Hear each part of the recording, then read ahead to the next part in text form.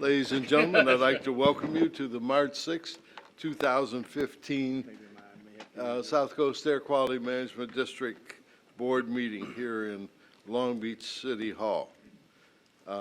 We'd like to open the meeting with a pledge of allegiance to the flag, led by myself. I pledge allegiance to the flag of the United States of America and to the republic for which it stands, one nation, under God, indivisible, with liberty and justice for all.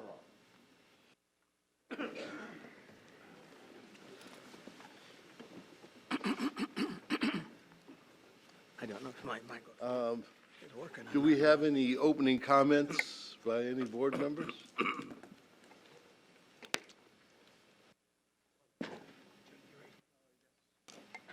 Okay. Dr. Liu? Off. Now is off. That button says mute on it, so I get it now. You were there and several others, Mayor Benoit and Dr. Parker, all participated in the Environmental Justice Conference that we had on the 27th, I think it was, in Los Angeles. And I'd just like to express my appreciation to all the hard work that staff put in to that conference. I was lucky enough to serve on the land use panel in the afternoon and very much enjoyed it. We had a great turnout, and President Pro Tem Kevin De Leon spoke, and it was a very, very good occasion. Any other comments? No. Board Member Cacchiotti, do you have a comment? Yes, Mr. Chair, a couple. First, I want to thank this board and staff, Barry. This last week, South Pasadena became the first city in the nation to do something. And it's based on what this board did about a year ago. We established the program, Mr. Chair, the Commercial Electric Lawnmower Program and Lawn Equipment. So we've been working with a number of cities in the San Gabriel Valley on this group of commercial electric lawn equipment and testing it in different parks in Rosemead, South El Monte, South Pasadena. And last week, we were honored by the American Green Zone Alliance to become the first municipal park in the United States to be completely cut, trimmed, hedged, et cetera, by all electric commercial lawn equipment. So the lawnmowers, the trimmers, the saws, the line trimmers, the backpack leaf blowers, everything is done with electric, Mr. Chair, and by this time next year, the entire city will be under a Green Zone Alliance, everything electric. When I read the article in the newspaper, I thought about you, and it made my heart warm, because I know that you were at the bottom of that, and that it's efforts like you continue to make us all proud of the dedication that you have to this endeavor. So thanks again, and it's really amazing to be the first in the nation at doing something like that. And I know with staff, we've approved a program to have 5 different models coming out of all this equipment within a few months, Barry, and we'll be passing this around all the cities and counties and school districts in our region. It's a really exciting program. A couple more, Mr. Chair? Sure. Before you do that, I thought you were going to announce you could only ride bicycles in South Pasadena. No cars allowed. That'll be your next job. No. Secondly, I just got 3, actually. This is the second one. I bring up a number of times on my time on the board about the Toyota Prius I have, which I purchased in 2002, February. It's now 13 years old. Almost 150,000 miles. Never changed the brakes. Unfortunately, a little triangle came on in the car about a couple weeks ago. And that's the triangle you're afraid you're going to see, and that means it's the hybrid battery. Uh-oh. So I brought it into the dealer in Toyota in Pasadena. I'm curious. They said, you're going to need an entire hybrid battery. So the reason I bring this up, and the cost, I was afraid was going to be my car's only worth $2,500 by the Kelley Blue Book. So I looked, and it says $31,000 to $4,000 to replace your entire battery. And then I said, wow, it's just, how many people, as I'm one of the first early adopters, and more Toyota Camry hybrids, Priuses are coming in. So another person in my office who's had mine's a 2002, the early model. The next generation was 2003 to like 2007. And mine had a warranty of 100,000 miles in the battery, way past that. His had 150,000 miles, he's passed it. And a number of friends I've talked about are having little issues where, incredible, that you don't pay any maintenance during the whole time, but now at this point, and then we went online and started looking, do people actually repair these? Because Bill, as we support these technologies, I was trying to think, when it hit that point, and a lot are going to start hitting it like mine did, what do people do? Are they just going to be, I can't pay $5,000 or $7,000 or $4,000 for a hybrid battery. So you go online, there's a number of establishments, and my day job with the Bureau of Automotive Repair, Attorney General's, their auto repair establishments that actually take the batteries, and I didn't realize that my car can still run, actually. I drove home, and so I'm trying to make it, do I have to change the battery? But now these places exist where apparently they're built with cells, many, like a number of dozens of cells, and it could be that a couple of the cells are weak or have failed, but the rest of the cells are good.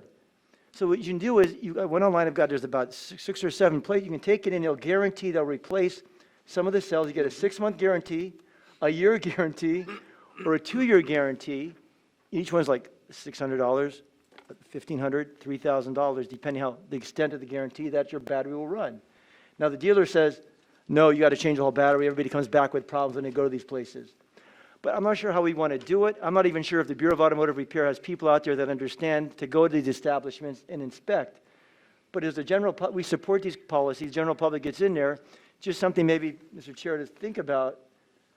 Because friends at the work are in this issue. Do we go to these places, which I don't even know if BAR even investigates them because they don't have the technology? Or what do we do? That's just a... That's a very interesting question, because in my car also, I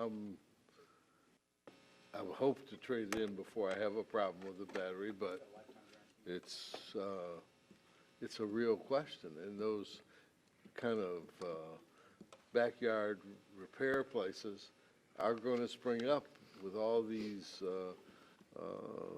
Innovative ways of. right of fixing these batteries. So that's something we definitely need to look at. So, Executive Director, write that down on your, I got to think about this pad, and we'll look at that. By the way, do you have, you have a third One one? last one. Very quick, Mr. Chair, and this goes to our Clean Air Awards, a possible addition. And again, we're supporting this technology, batteries, compressed natural gas, et cetera. And a friend, actually an acquaintance, but was a president of the Pasadena Bar. There was an explosion in Pasadena several years ago at a CNG facility, dry cleaners that operated near California and Fair Oaks, and severe injuries. What happened was there was a litigation against some of the manufacturers of these who'd manufactured something where there was a defect. And this firm in Pasadena, one of the largest personal injury law firms in downtown Los Angeles, handled the case, and there was a major award against this manufacturer because of a defect that they hid from the public. So I'm thinking about possibly adding an award, maybe discussion, some type of a legal award that people are out there fighting for the rights of us, the consumers, and the public that are the early adopters or are taking these alternative, whether it's electric or compressed natural gas. And this one, it actually changed the industry to revamp how they construct and develop these motors and these cylinders. So it may be something I can talk with staff later, Mr. Chair, but it's maybe another addition that, as we tell people, we know there's companies out there and people, individuals that will hurt the public or hurt the consumer. Right. Thank you very much. Dr. Wallerstein, do you have anything? Nothing this morning, other than the fact that we're about to get to a presentation from the Port of Long Beach, and I just want everyone to know that the new director of the Port of Long Beach has a long, strong relationship with our agency, sold us our first hydrogen fueling station, and has done a lot of other things that are clearly clean air directed. Mr. Executive Director, did you tell me that Mr. Greenwald is going to retire? Yes. When is that? Pete? Peter? Yeah, Peter. The end of the month. Oh, there it is. Peter, I know I've been here too long when the same guy has retired twice since I've been here. So, that's kind of crazy. But, come on over and we can go to the fish store together. Oh, that's my insurance guy. I don't think I want to take that. Okay, then we should move on to the Port of Long Beach. John?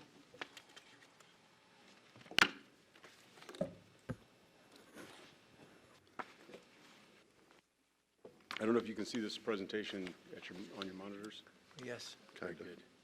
Listen, my name is John Slangrup. I'm the Chief Executive Officer of the Port of Long Beach, and it's an absolute pleasure to be welcoming you to Long Beach.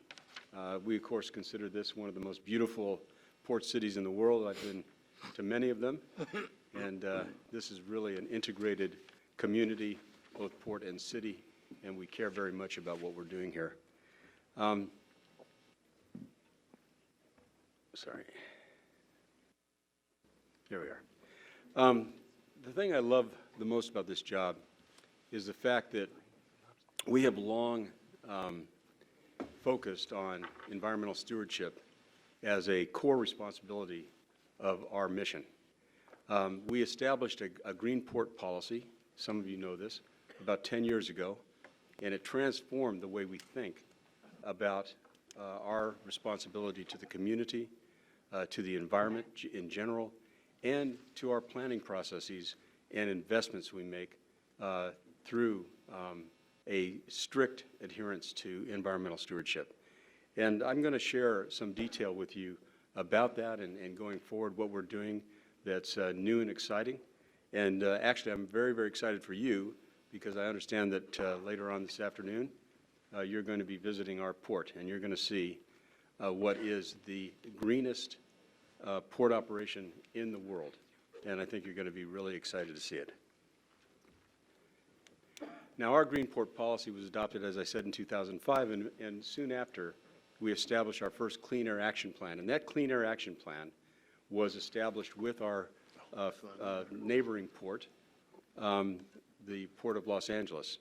And together we formed this very, very comprehensive plan and began to implement very specific initiatives related to cleaning our air and our water. That was superseded or supplanted by our CAP 2.0 in 2009, and we continued to move forward. Our initial focus was on mobile sources. Obviously, big ships being the biggest source of pollution in our harbor, and we engaged this technology called cold ironing and procedures called slow steaming. And that dramatically reduced the amount of emissions coming out of these massive ships. And in fact, cold ironing, which is a term you may not be familiar with, is really just ship-to-shore electrical plug-in. So that means when the ships, are they not there? No, it's on yet. Okay. Sorry. Yeah, right.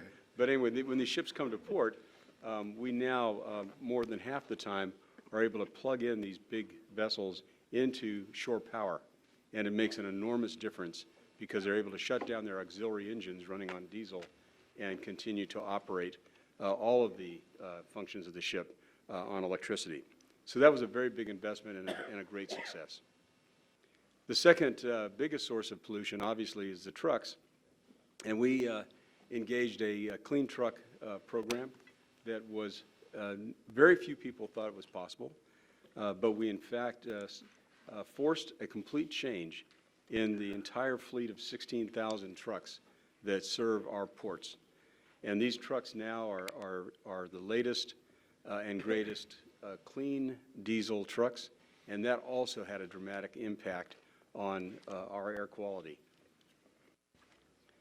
We also dramatically increased the rail side of our business and focused on what we call on-dock rail, which allows the movement of containers directly off the port without going via truck.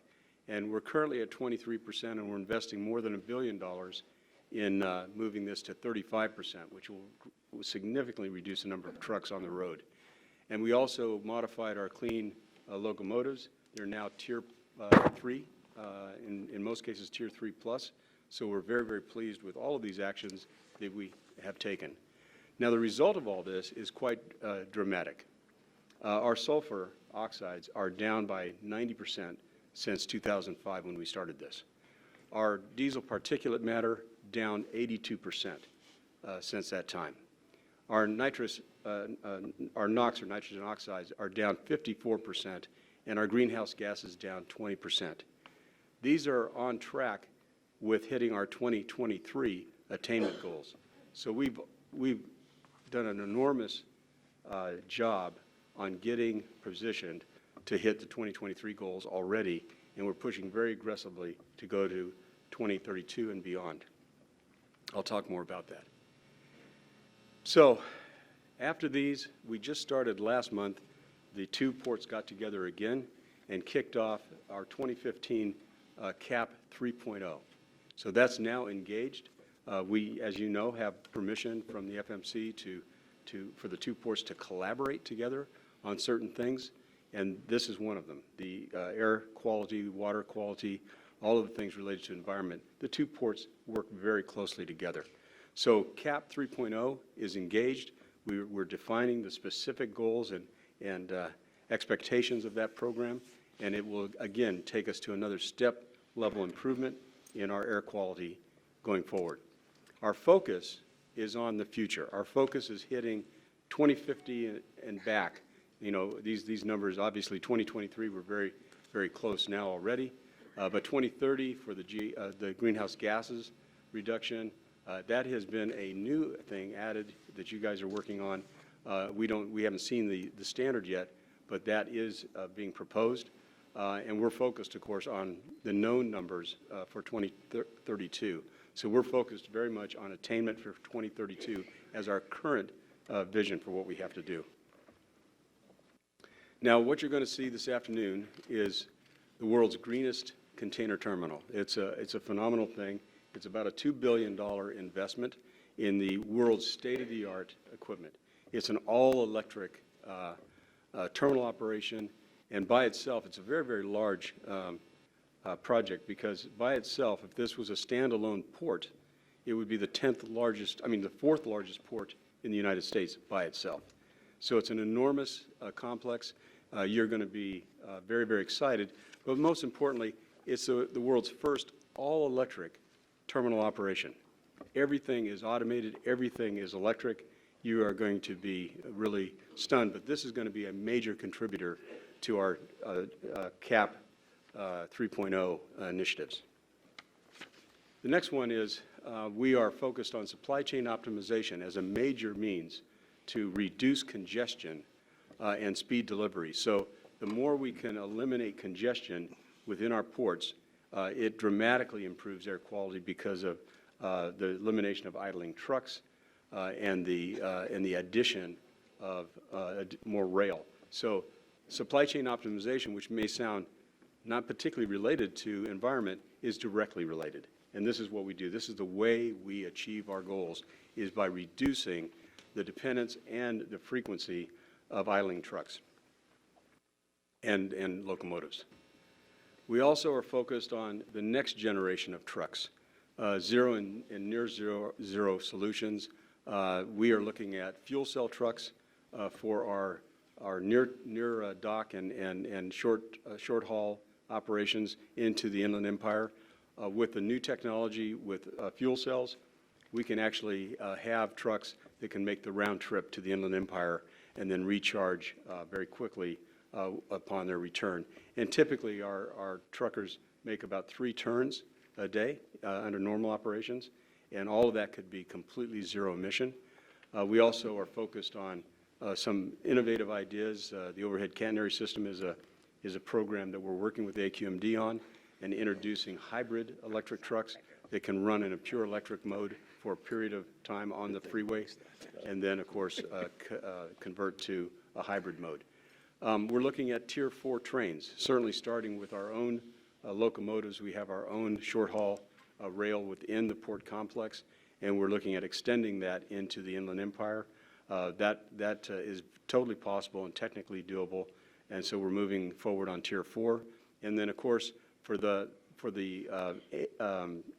ships that come in randomly, typically charter vessels that are not equipped with ship-to-shore electrical capability, we have developed a technology with AQMD called AMEX, the Advanced Maritime Emissions Control System, which in fact plugs into these massive ships and treats the exhaust of these ships while at anchor, or both at anchor and at port, and scrubs that, and is effectively a near zero emission solution. So we're going to be able to get to 100% near zero, and in many cases, zero emission environment, which is our ultimate goal.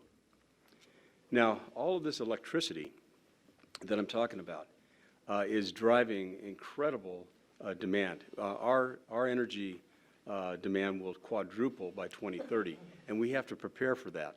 We also are a major component of the U.S. economy. You may or may not know, we generate or handle about 20%, a little over 20% of the nation's goods come through our port. It's a massive impact on the U.S. economy.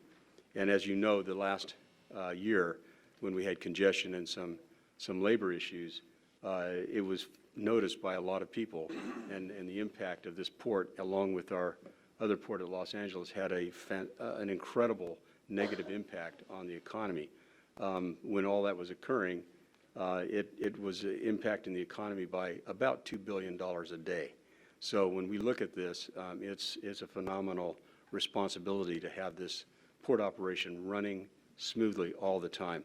So this skyrocketing energy demand and the fact that we are such an essential component of the U.S. economy, we have looked at a whole new approach to securing our port. We call it Energy Island. It's a new initiative that we're very excited about. Energy Island is an effort to completely isolate the Port of Long Beach as a standalone energy-producing entity, where it will, in fact, produce all of its energy needed for port operations, and while grid-connected, it will be, in fact, grid-independent should there be a catastrophic event. And I'll talk in some detail about this. The objectives of our Energy Island initiative is first, clean and distributed power generation throughout all the corners of the port. Obviously, energy security and operational resiliency is a key strategy for us.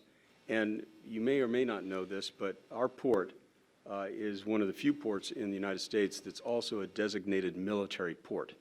So our needs from a homeland security perspective are very, very high to protect this. And if you've ever been down there and seen our security apparatus, our advanced monitoring and interdiction capability, it is a very, very sophisticated, in fact, the most sophisticated security apparatus of any port anywhere in the world. I mentioned already that this would be a grid-connected system, but in an emergency, it would be grid-independent, allowing us to operate fully without any interruptions to our service or our capabilities of delivering goods to the economy. We also would be able to generate or ensure long-term energy cost stability to our operators.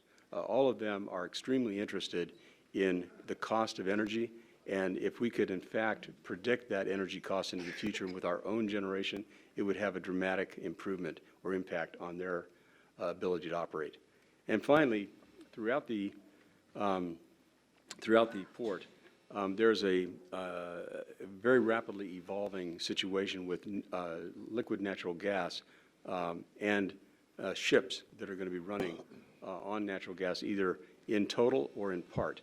And those ships are now being retrofitted or built as we speak to run on natural gas. It's going to dramatically change the emissions profile for those ships coming into port. You can imagine the last 200 miles into the coast running on natural gas versus diesel. It'll change everything. And then, of course, the ships that are what we call Jones Act carriers that ply the trade within the United States, state to state or city to city, they can, in fact, operate completely on natural gas. So the emissions profile for these massive ships, which has been our #1 problem, is going to change, and we are going to be able to provide that fueling infrastructure for them. So we're looking at solar power, we're looking at clean fuels, we're looking at fuel cells, we're looking at wind power, and I know this one's probably most controversial, but we intend to install wind turbines on our side of the property line out by the breakwater where there's a very good wind regime. So it's going to be very, very exciting, and this will provide power not just to the port, but it'll provide power to the critical elements of our city as well. So in an emergency, we'll be able to keep the lights on, keep our police, our fire, our city hall operations, and our hospitals operating under this Energy Island concept. So the team structure that we're putting together, and we're way down the road on this, we've presented to Barry and his entire team this concept, and we've done the same thing and obtained really strong support from Southern California Edison at the very most senior levels of the company, Southern California Gas, the U.S. military, a number of other key stakeholders throughout the entire supply chain, and we're now reaching out to the regulators and the influencers to bring them into this team. So we're going to have an executive advisory board, which we've outlined, and we're now securing our first relationships in that advisory board, and they will guide us and influence the direction of this Energy Island. Then we'll have stakeholder forums. We've already begun that process. We've had a number of such meetings, and these are all the people that are impacted by Energy Island, including the community. And then we're going to have our executive steering committee. That's been set. We've hired some key people to support that. And then, obviously, when it gets down to the project level, technical working groups, and then, of course, suppliers and contractors. All of that is in work. Our timelines for kicking this off is now. We're engaged now in full-out program planning and technology review in 2016. Now, 2016 for us starts October 1 of this year. Our fiscal year ends the end of September. So very near term, we're looking at funding phase 1 and 3 pilot projects that we're working on right now that will be visible and manageable for kicking this thing off. In 2018, we're going to go after phase 2 funding and a build-out of a certain portion of this Energy Island, probably based on who is the biggest energy consumers, probably like Energy Island, probably like Middle Harbor. And then by 2025, we hope to have phase 3 not just funded, but the program completed throughout our complex. So that's a 10-year window of opportunity, a very aggressive plan, but this is what we want to accomplish. So that's it. I'm happy to, if there is time or interest, I'd be happy to answer questions or just sit down, whatever you'd like. Any questions by any of my colleagues? Mr. Chair, if I can. Sure. Thank you. Mr. Slangrup, thank you so much for the presentation. Just real excited about the efforts here at the Port of Long Beach and the commitment that you and your team have alongside Mayor Garcia on ensuring that the Port of Long Beach and the Port of Los Angeles and the St. Peter Port Bay continue to reduce emissions here and to be a good neighbor, not only to this area, but this entire Southern California region.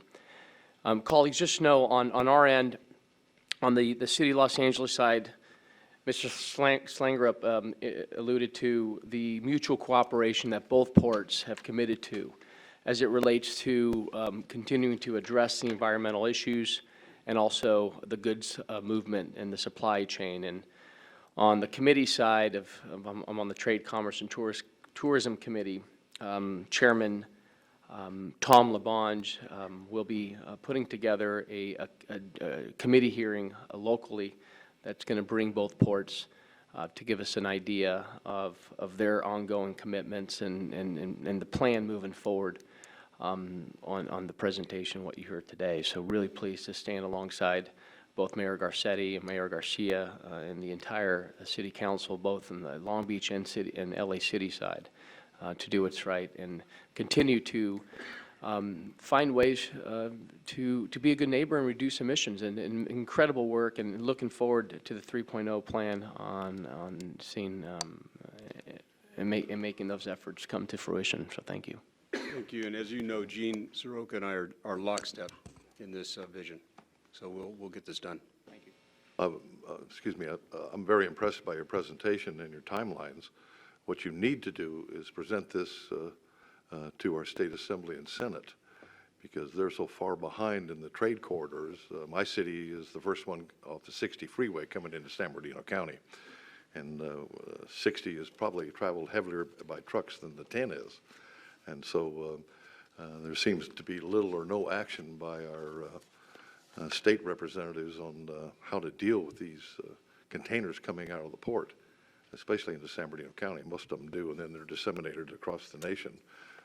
They're housed in warehouses before they're sent out. So maybe this would really help get their attention, because they're going to have to do something about the massive amount of trucks coming out of the Long Beach and LA port. So this program that you presented is very detailed, and it's sending warnings to our elected officials in Sacramento. You better get off the dime and start correcting the corridor. So I appreciate that very much. Mayor Yates, just know the Ledge Committee is committed to, along with Dr. Burke, to take a trip here in the coming month to meet with our legislators in Sacramento.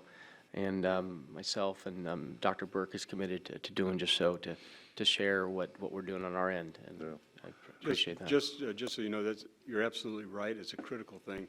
We just got back from our first trip to Sacramento about this to just begin the dialogue. Our local representatives are incredibly supportive, as you might imagine.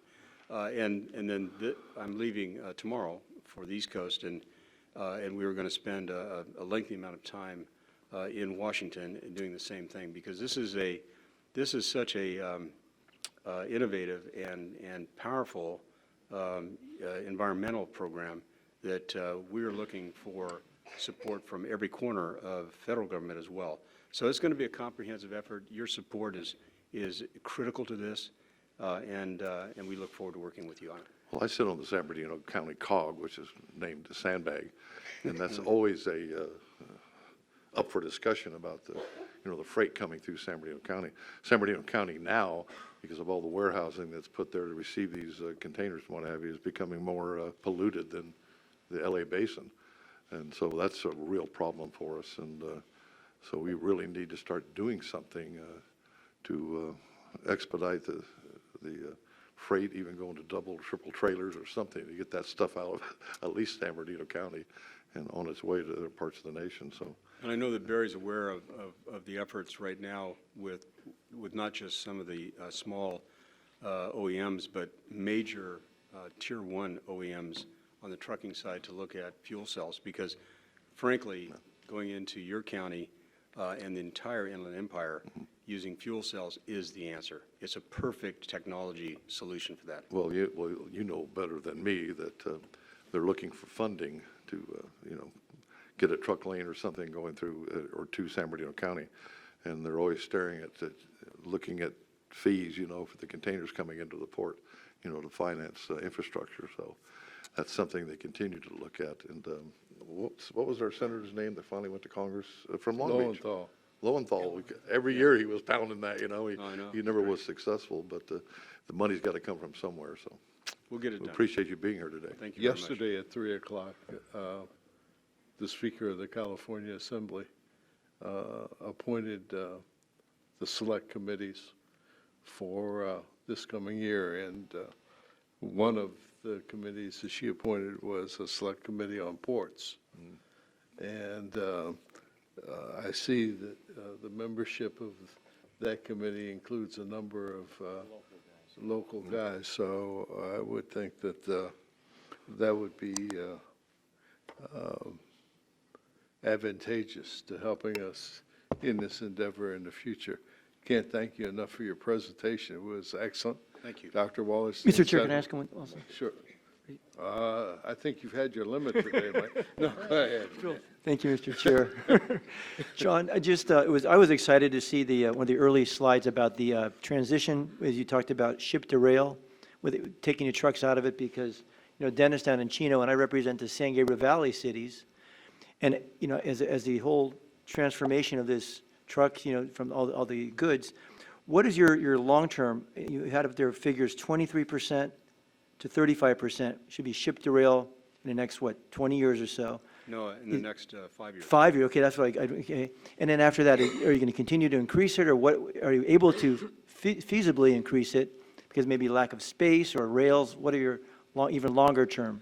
Well, the statistics are that 70% of today, a little over 70% of everything that moves off the docks in Long Beach are by truck. And then but then there's a swapping out of that freight onto rail. And then literally 70% of the freight leaving the region go by rail. So we have to get closer to direct to rail all the way through, because obviously locomotives are not that clean, but they're pretty clean, much cleaner than they used to be. But they're far more environmentally friendly than trucks, and making that switch. So going from even 23 to 35%, which is $1 billion investment for us, is a dramatic improvement in the throughput and the reduction of trucks on the highway. And then I think the next big step, frankly, is moving to short haul into the interior of California from where we are. Today, that doesn't exist. So short haul rail will be the next big push over the course of this year and next. And we've got many discussions engaged now with the majors on that. And I think that's going to take another step improvement, or make another step improvement in reducing dependency on trucks. Can you just briefly, in less than a minute, what do you mean by short haul rail? I'm trying to picture that in my mind if I can tell people. Yeah, so today, the trucks take almost all the containers into the Inland Empire, so which is affecting all of your communities. This would be then replacing those trucks with rail on a short haul basis. So they would terminate, or they would arrive in a location there's several actually existing, and then the transition would occur at that point to long haul rail. And so we would eliminate the transition from truck to rail and go rail to rail. And that's really the key opportunity from an environmental standpoint. And last, Mr. Chair, I happened to go down the Alameda Corridor driving to look at an electric car, BMW electric, the other day, and I drove down Alameda and was like, as I'm sitting there at the dealership, every few minutes I could hear the trains, even though they're below grade, going by. Do you have capacity for this increase, or what we have to do? I know in the San Gabriel Valley, we're doing a lot of grade separation projects now in San Gabriel, Baldwin, everywhere. We actually do have capacity, even though we move 5 trains a day 2 miles long through that system. So it's a staggering amount of volume. You're going to give the California Trucking Association a heart attack, you know that, don't you? No, they're very happy about this because They are? they're very Eliminating happy. the truck No. trips? That's hard to believe. No, actually, because what happens is it's the opposite effect. It allows then the congestion on the trucking side to be dramatically eased, and therefore, instead of being in queues, idling and running their systems, they in fact could be in and out in 30 minutes and making multiple trips. For them, that's the way they make Yeah, money. that's the way they make their money. That's the way they make their money. And we want everybody to make money in this thing. Dr. Liu? Thank you, Mr. Chairman. Just a point of order first. And my Spanish isn't good enough to do this, no bien en español, but I believe that we have translation services, and I know that some people are using it, but maybe not everyone who needs it. So if there's a way for us to let people know about that. But John, thank you so much for coming here. Thank you for announcing this. Congratulations on how you got it so far. I got one question. What can we do to help? Well, the most important thing is you guys need to be on the steering committee, and I know Barry's committed to that. So it's very, very important that we have your guidance on how we make this happen, because there's going to be many barriers to overcome. And so we want the CPUC, we want the CEC, we want all of the CARB, we want everybody to be on this bandwagon with us. And your support goes a long ways to making that happen. Well, thank you very much. No further questions. Thank you very much for your testimony. Mr. Chair, if I can recognize Mike Christensen, who's here at the Port of Long Beach, coming from the Port of LA. But Mike, thanks for all the work that you've done with the Los Angeles side. Just want to recognize you and thank you. Talk about skills, knowledge, ability. It's great to have you. You haven't gone far, but good to see you, Mike. Thank you. We have one speaker's card on this item, and that's Jesse Marquez. Shorter trip for you, huh, Jess? Good morning. My name is Jesse Marquez. I'm a lifetime Harbor resident, and I'm also Executive Director of the Coalition for a Safe Environment. We're an environmental justice organization headquartered here in the Harbor, and I want to be one of the first to applaud the Port of Long Beach for taking the #1 leadership role, not only in California, but in the United States, for going forward in introducing and supporting new innovative technologies and ideas. 15+ years ago, Port of LA had an energy island and fell completely apart due to internal politics. And the public has always supported this concept. We're glad now that years later, fuel cells that didn't exist then exist now.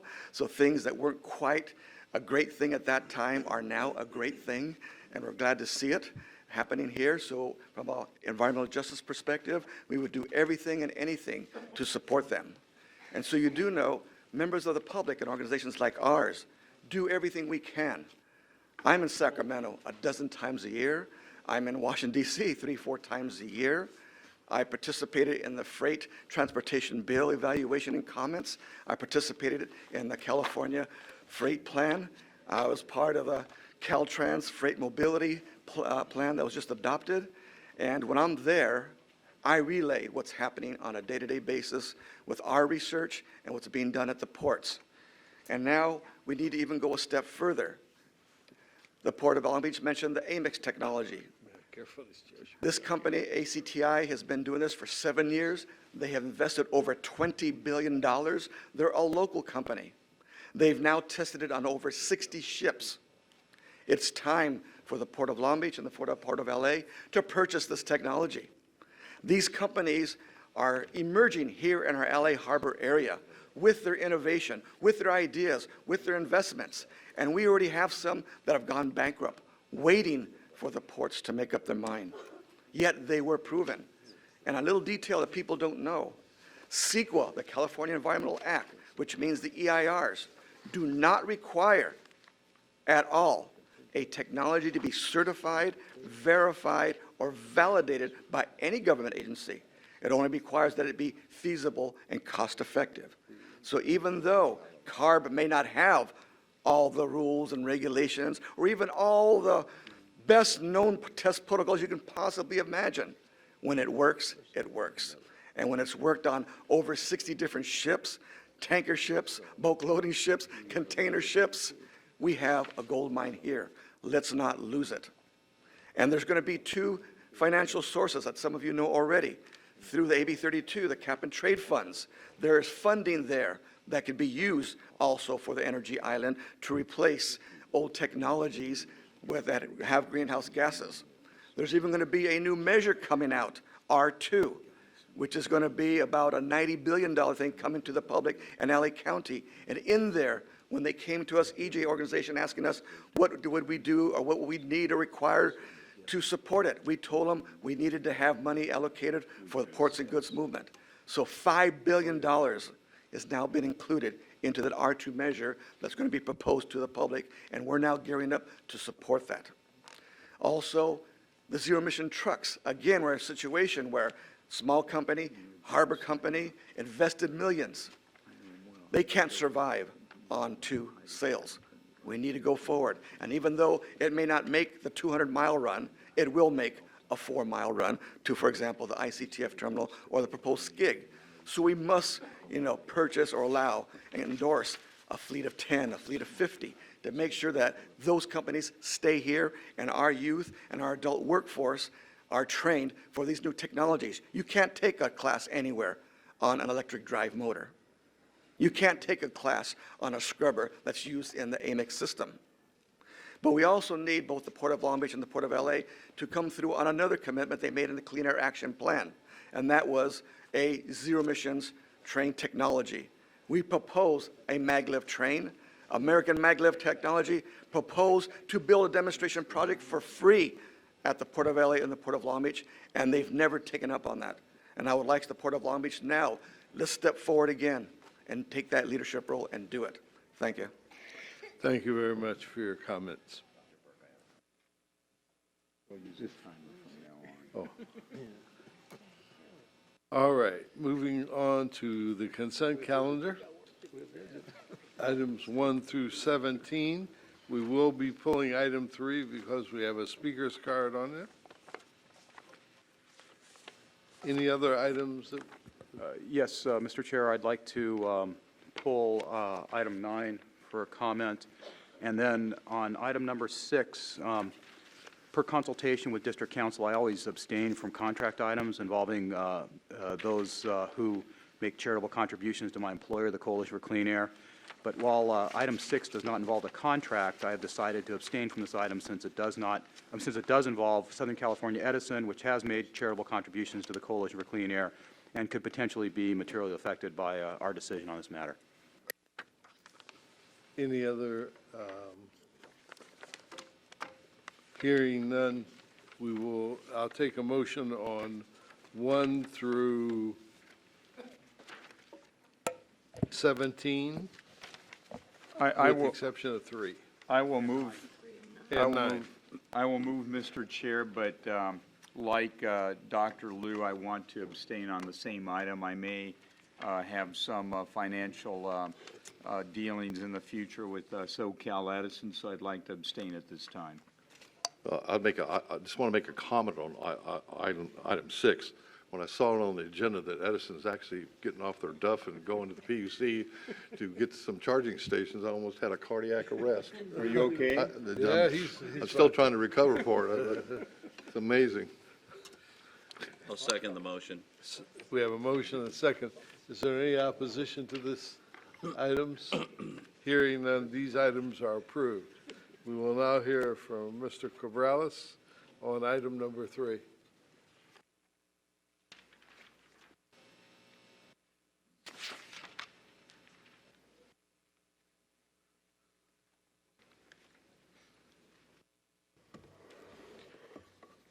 Good morning, Chair Burke and members of the board. Joe. My name is Roberto Cabrales. I'm with Communities for a Better Environment. I'd like to thank you for coming to Long Beach. Welcome to Long Beach. It's a beautiful day out here. But we are specifically, I'm here representing the communities of Southeast Los Angeles. I'm the Southeast Los Angeles community organizer with Communities for a Better Environment. And we've been dealing with Excite for a number of years in the Southeast Los Angeles communities. And in addition to Southeast Los Angeles, we have community members and allied organizations from the neighboring communities of East Los Angeles and Boyle Heights. And we're very thankful that this board has taken this issue forward to move forward with the amendment of this rule that would limit lead emissions into the air. So we would like to acknowledge and are grateful to the board of their diligence and hard work to enforce the laws under the jurisdictions and honorably fulfilling its legal mandate to hold Excite up to the law. The AQMD has clearly recognized the atrocious nature of Excite's violations, and we thank the board for taking various measures to protect the community's health and safety. We hope that the board will continue to do so and are hopeful that the community will get a good measure of relief. We encourage it to move forward on its current lawsuit against Excite and maintain its shutdown until it's determined to be in compliance. We also Your request said item 3, the Carl Moyer program, and you're talking about Excite. I'm confused. I'm sorry. Your card said item 3. I was told by the lady up in the front that item 3 was about Excite. No, that's the Moyer and soon No, program. but I was enjoying your testimony, I gotta tell You you. got a minute and 20. I was getting really confused when you, No Why sense don't I call you back Oh, up at the gee appropriate golly time? whiz. Okay. And then you can finish, how's that? we're going, what's this guy talking about? I'm looking at item 3 and I'm going, Hey, what? it's okay, you got some misinformation, not your fault. Lady on the table. Okay. Okay, no problem, no problem. We'll call you at the appropriate time, and you can finish your testimony. Okay, thank you very much. Thank you. Okay, I need a motion on item 3. Second. Any opposition? Hearing none, item 3 is approved. I need a motion on 19 through. Item 9, I pulled item 9. Oh, Mr. yeah, Chairman. oh, yeah, I forgot. I'm This sorry. is the item, has to do with salaries for the executive officer and the general counsel. They don't get raises very often. In fact, I don't think they haven't had a raise since 2008. But every time this item comes up, we don't actually say what their salary is. I want everyone to know that all those salaries, everyone's salary is available on the state controller's website. There's a link on our website that gives everyone's salary. So if you're curious, just go ahead and look it up. With that, I'd like to move the item. Second. Any opposition to this item? Hearing none, and thank you very much for those remarks, Dr. Liu. That needs to be said. Okay, 19 through 25. Move approval. May I get a second? Second. Got a second? Any opposition? Hearing none? Well, Mr. Chair, on item 21, I'll be voting as I did in committee against SB 32 and AB 156. Okay, duly noted. Those items are approved. Moving to item 26.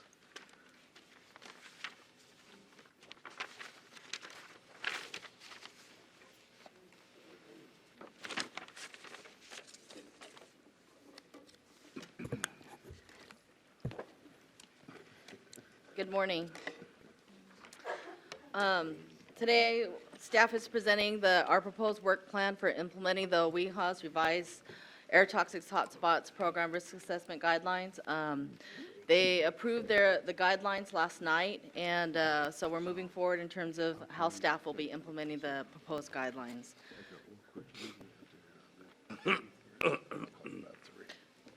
So when SB 25 was approved in 1999, it required that the Office of Environmental Health Hazard Assessment consider the susceptibility of infants and children when assessing health risks. And since then, the Office of OEHA has revised its health risk assessment guidelines, incorporating new studies on child sensitivities for infants and children, and starting from the third trimester of life to the age 16. And also incorporates new data in regards to exposure, breathing rates, and the exposure duration for workers and for residential receptors. And so the result of revising the health risk assessment guidelines is that the cancer risk estimates for residential exposures would increase about 3 times. In some cases where there's a multi-pathway pollutant, particularly for metal particulates, the increase could be as high as 6 times. The cancer risk estimates for worker exposures, there's no substantial change because there's primarily adult exposures, and there's been no changes to the guidelines in regards to adult exposures.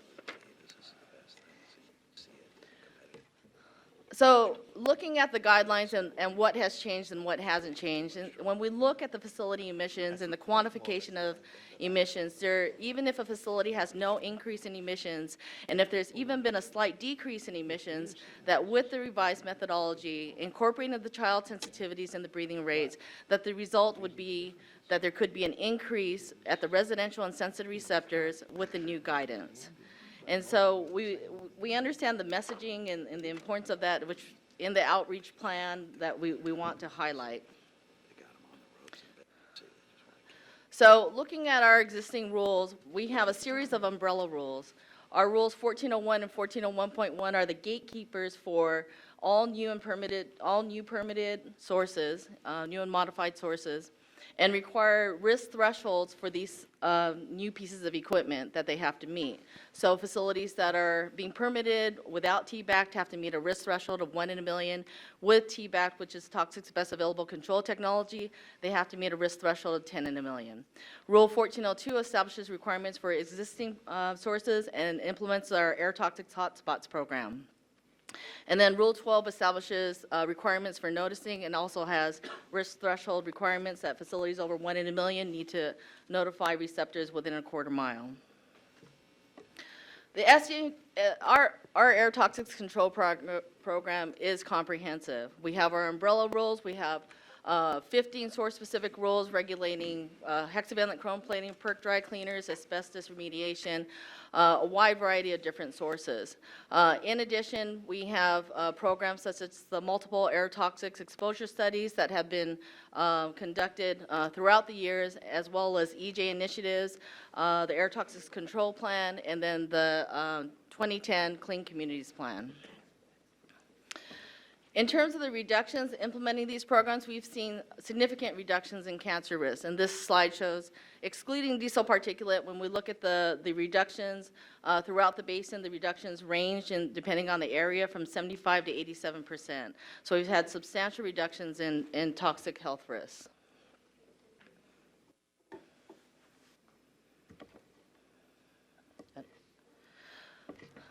So as we look at our regulatory program, there's two main components. There's risk assessment and risk management.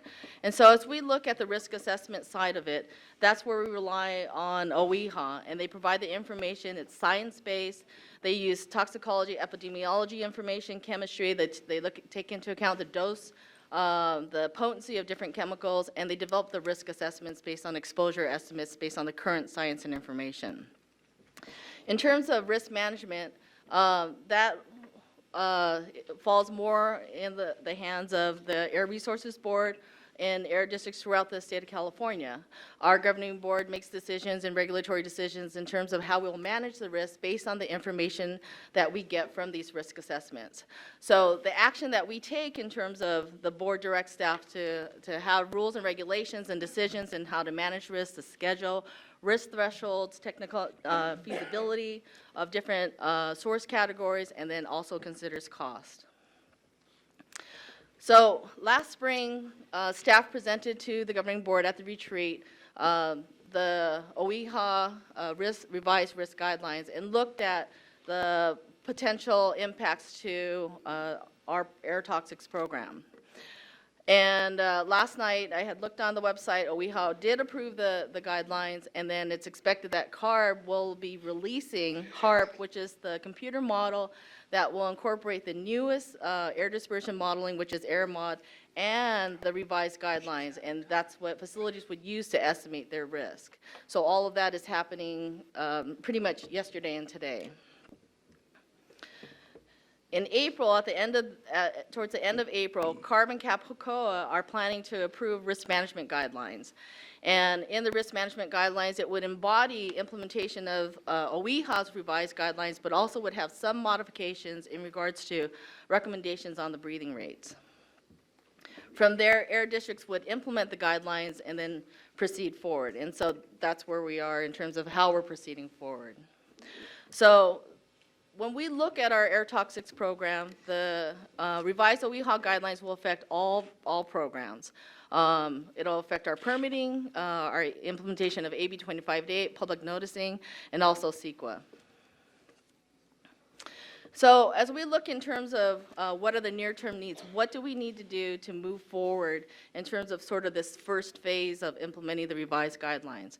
One of the first things that we're taking a look at is permitting. We want to look to see if there's interim provisions that are needed for existing sources or new sources that are going to be permitted that can't meet the requirements under Rule 1401. We're also looking at inconsistencies that are currently in our umbrella rules. There's provisions in our umbrella rules that are referencing the old OEHA guidance that we want to be able to move forward with the guidance that we have to remove those inconsistencies and then point to the new revised OEHA guidance. And then in terms of AB 25-8, there's a series of things that need to be done in terms of information and supporting documents that will have to be in place so we can continue to implement AB 2588, and also to develop policies for CEQA for projects as we move forward with the new guidelines. So as we look at permitting, staff is recommending that we include an interim provision, if needed, in Rule 1401 that would take a look at certain source categories that cannot meet the Rule 1401 risk limits. And staff is still evaluating what those source categories are, and the provision would be narrowly recommended, and they would rely on the existing OEHA guidance until we can have a source-specific rule that we could bring forward for the governing board for their decision in terms of how we would treat those sources that couldn't meet the requirements under Rule 1401. This would ensure that there is no backsliding. This type of approach has been done before for diesel IC engines. We've excluded diesel IC engines from Rule 1401 and had a source-specific rule. So there's been some precedence in terms of that type of approach. In terms of the umbrella rules, it's straightforward in terms of what staff needs to do. There's certain requirements and provisions that will point to the old guidance that we just need to ensure that we're pointing to the new guidance so we can implement those programs. Under state law, we're required to use the OEHA risk guidance in calculating the health risk for the AB 25-8 Toxic Hotspots program. So staff must revise the Rule 1401, and we must use the revised OEHA guidance for calculating health risk assessments, and then if facilities need to do risk reduction. So the recommendation is that all health risk assessments that are currently not approved, that the district would require that they use the revised OEHA guidance. There's other actions that are needed in terms of implementing AB 2588. We need to supporting documentation in terms of updating supplemental HRA guidelines, the prioritization procedures, and then the AB 2588 public notification procedures. So all of this would come in May of this year. The guidance has specific recommendations in regards to construction projects, and that it has recommendations for construction projects that are longer than 2 months. And this would affect CEQA projects, and the guidelines would affect operational impacts where you have mobile sources, particularly diesel mobile sources, where health risks are calculated. Currently, our CEQA handbook references Rule 1401, which essentially references the OEHA guidance. We would point just to the OEHA guidance. Staff is evaluating what the impacts are in terms of understanding how the revised guidance would affect CEQA projects and looking at different scenarios.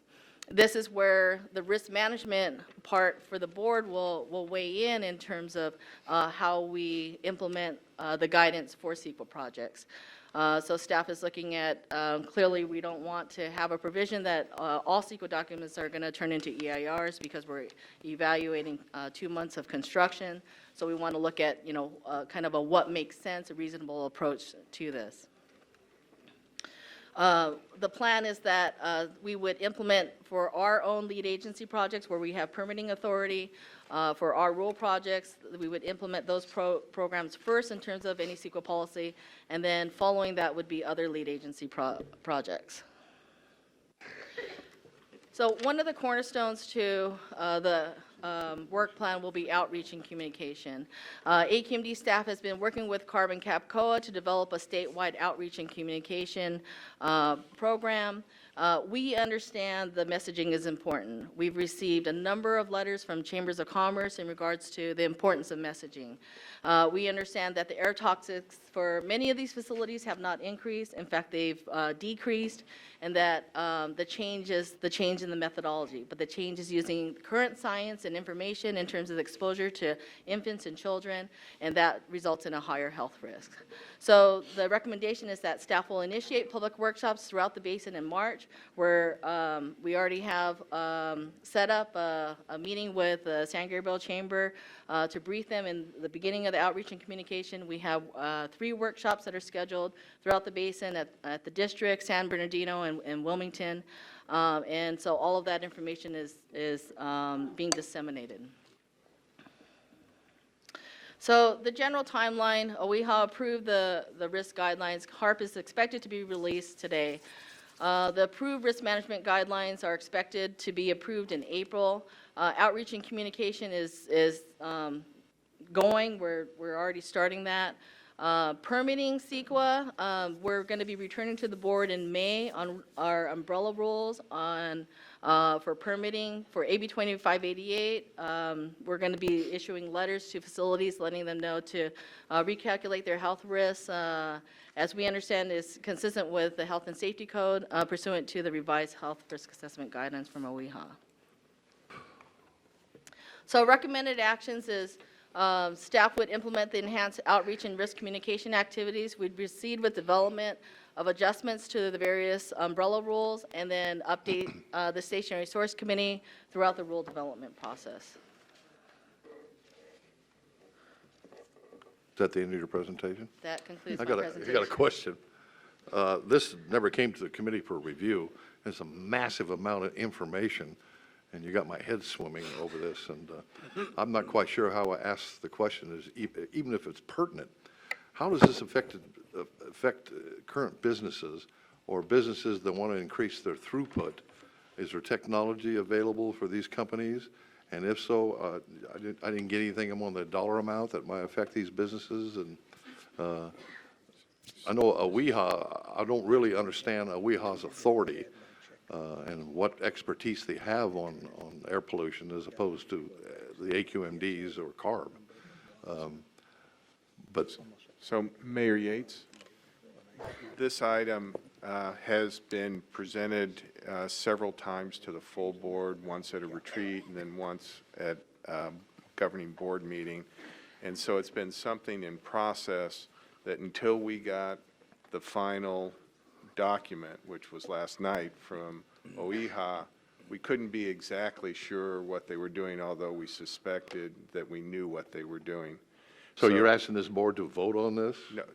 Or just file information, or what are you asking us to do? Mayor Yates, this is just a general 40,000-foot how we're going to approach it. And so what we're doing is now going to go into formal workshops with the affected businesses and interested stakeholders. We're going to go through the committee review process. We're going to try, as Susan was explaining, to bring certain portions, if we're able to do it, in May.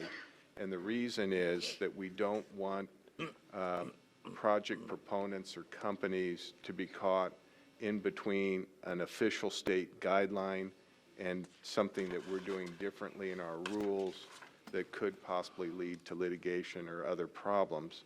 So we think there are certain elements that we'll be able to bring through committee to the full board quickly. There are other elements that are going to definitely take more time. And what we're proposing is for elements that would take more time because certain necessary types of facilities would not otherwise be able to be permitted, or the cost would be prohibitive.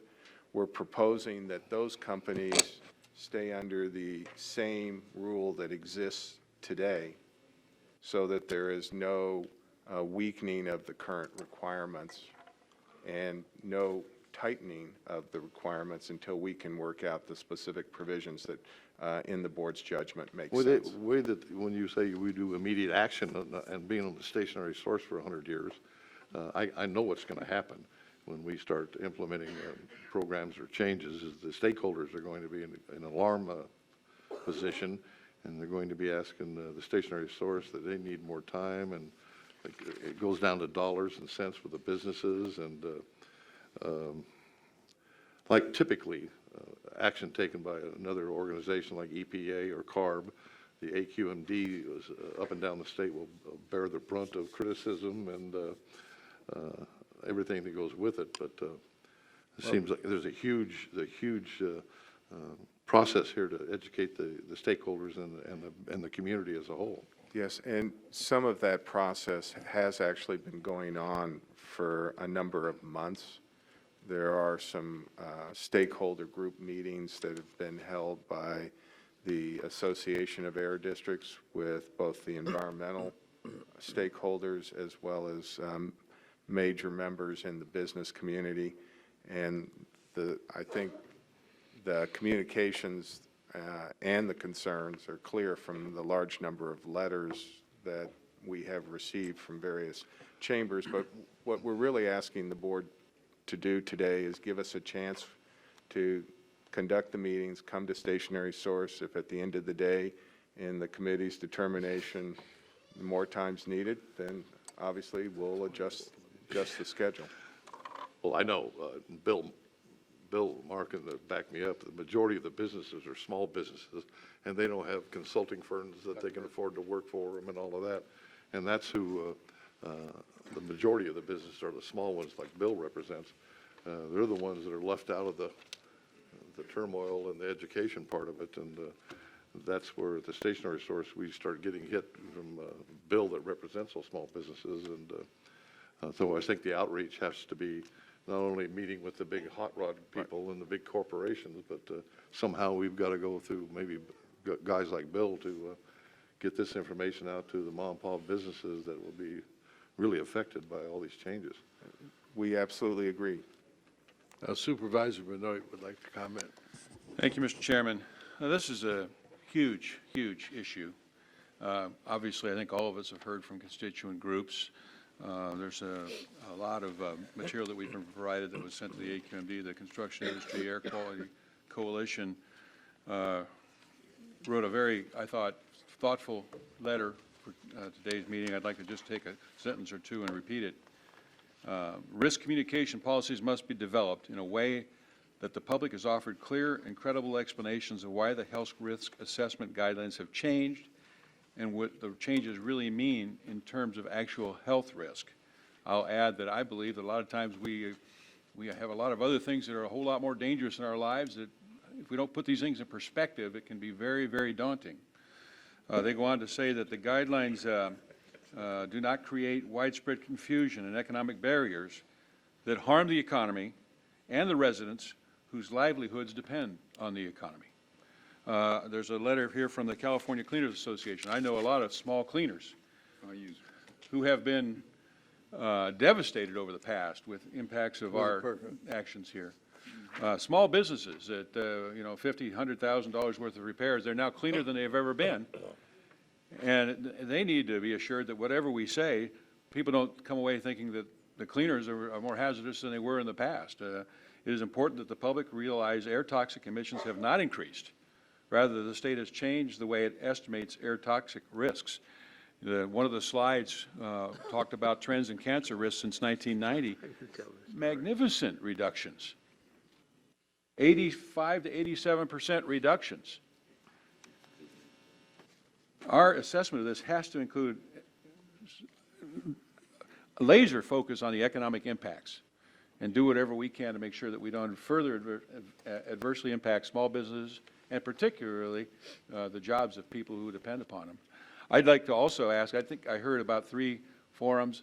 I didn't hear one in Riverside. I know Mayor Benoit, I would imagine Supervisor Rutherford would join me in asking that we have at least one of those in Riverside with the junior, and maybe a joint chamber sponsored event. Well, I think they mentioned one in San Bernardino. Why don't we do this? We were planning on one of them would be in the Inland Empire, but why don't we hold one in each of the 4 counties? That would be much Good idea. appreciated. Yep. Thank you very much, Mr. Chairman. Dr. Liu? You have more down at that end, too, Here's the Mr. one Chairman. San Bernardino. Thank you, Mr. Chairman. This is a very complicated issue. I think that we need to think about the context in which we're doing this.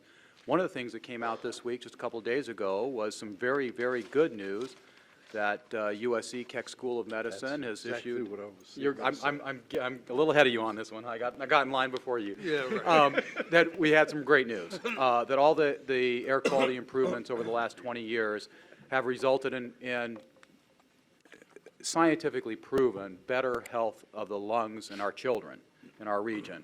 And that is just fantastic news. It's great to hear. At the same time, we turn around today and we're being told, oh, hold on a second, we've been underestimating the health impacts on our children. So we've just moved those goalposts on you again. And that is constantly the message that we're having to grapple with, a very complicated one.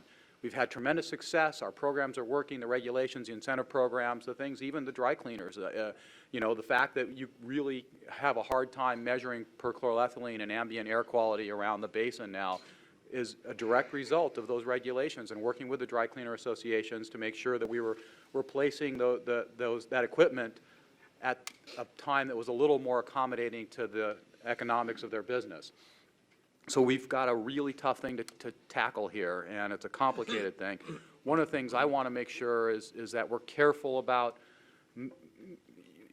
keeping to the fundamentals, like equal protection under the law. I'm always concerned when I see us carving out special niches for different pollutants because it's inconvenient that they pose a greater risk to others than some of the other pollutants, or that's, there's more of that out there. So I think we have to be really careful to make sure we're sticking to the fundamental protections guaranteed us by the Constitution and other things.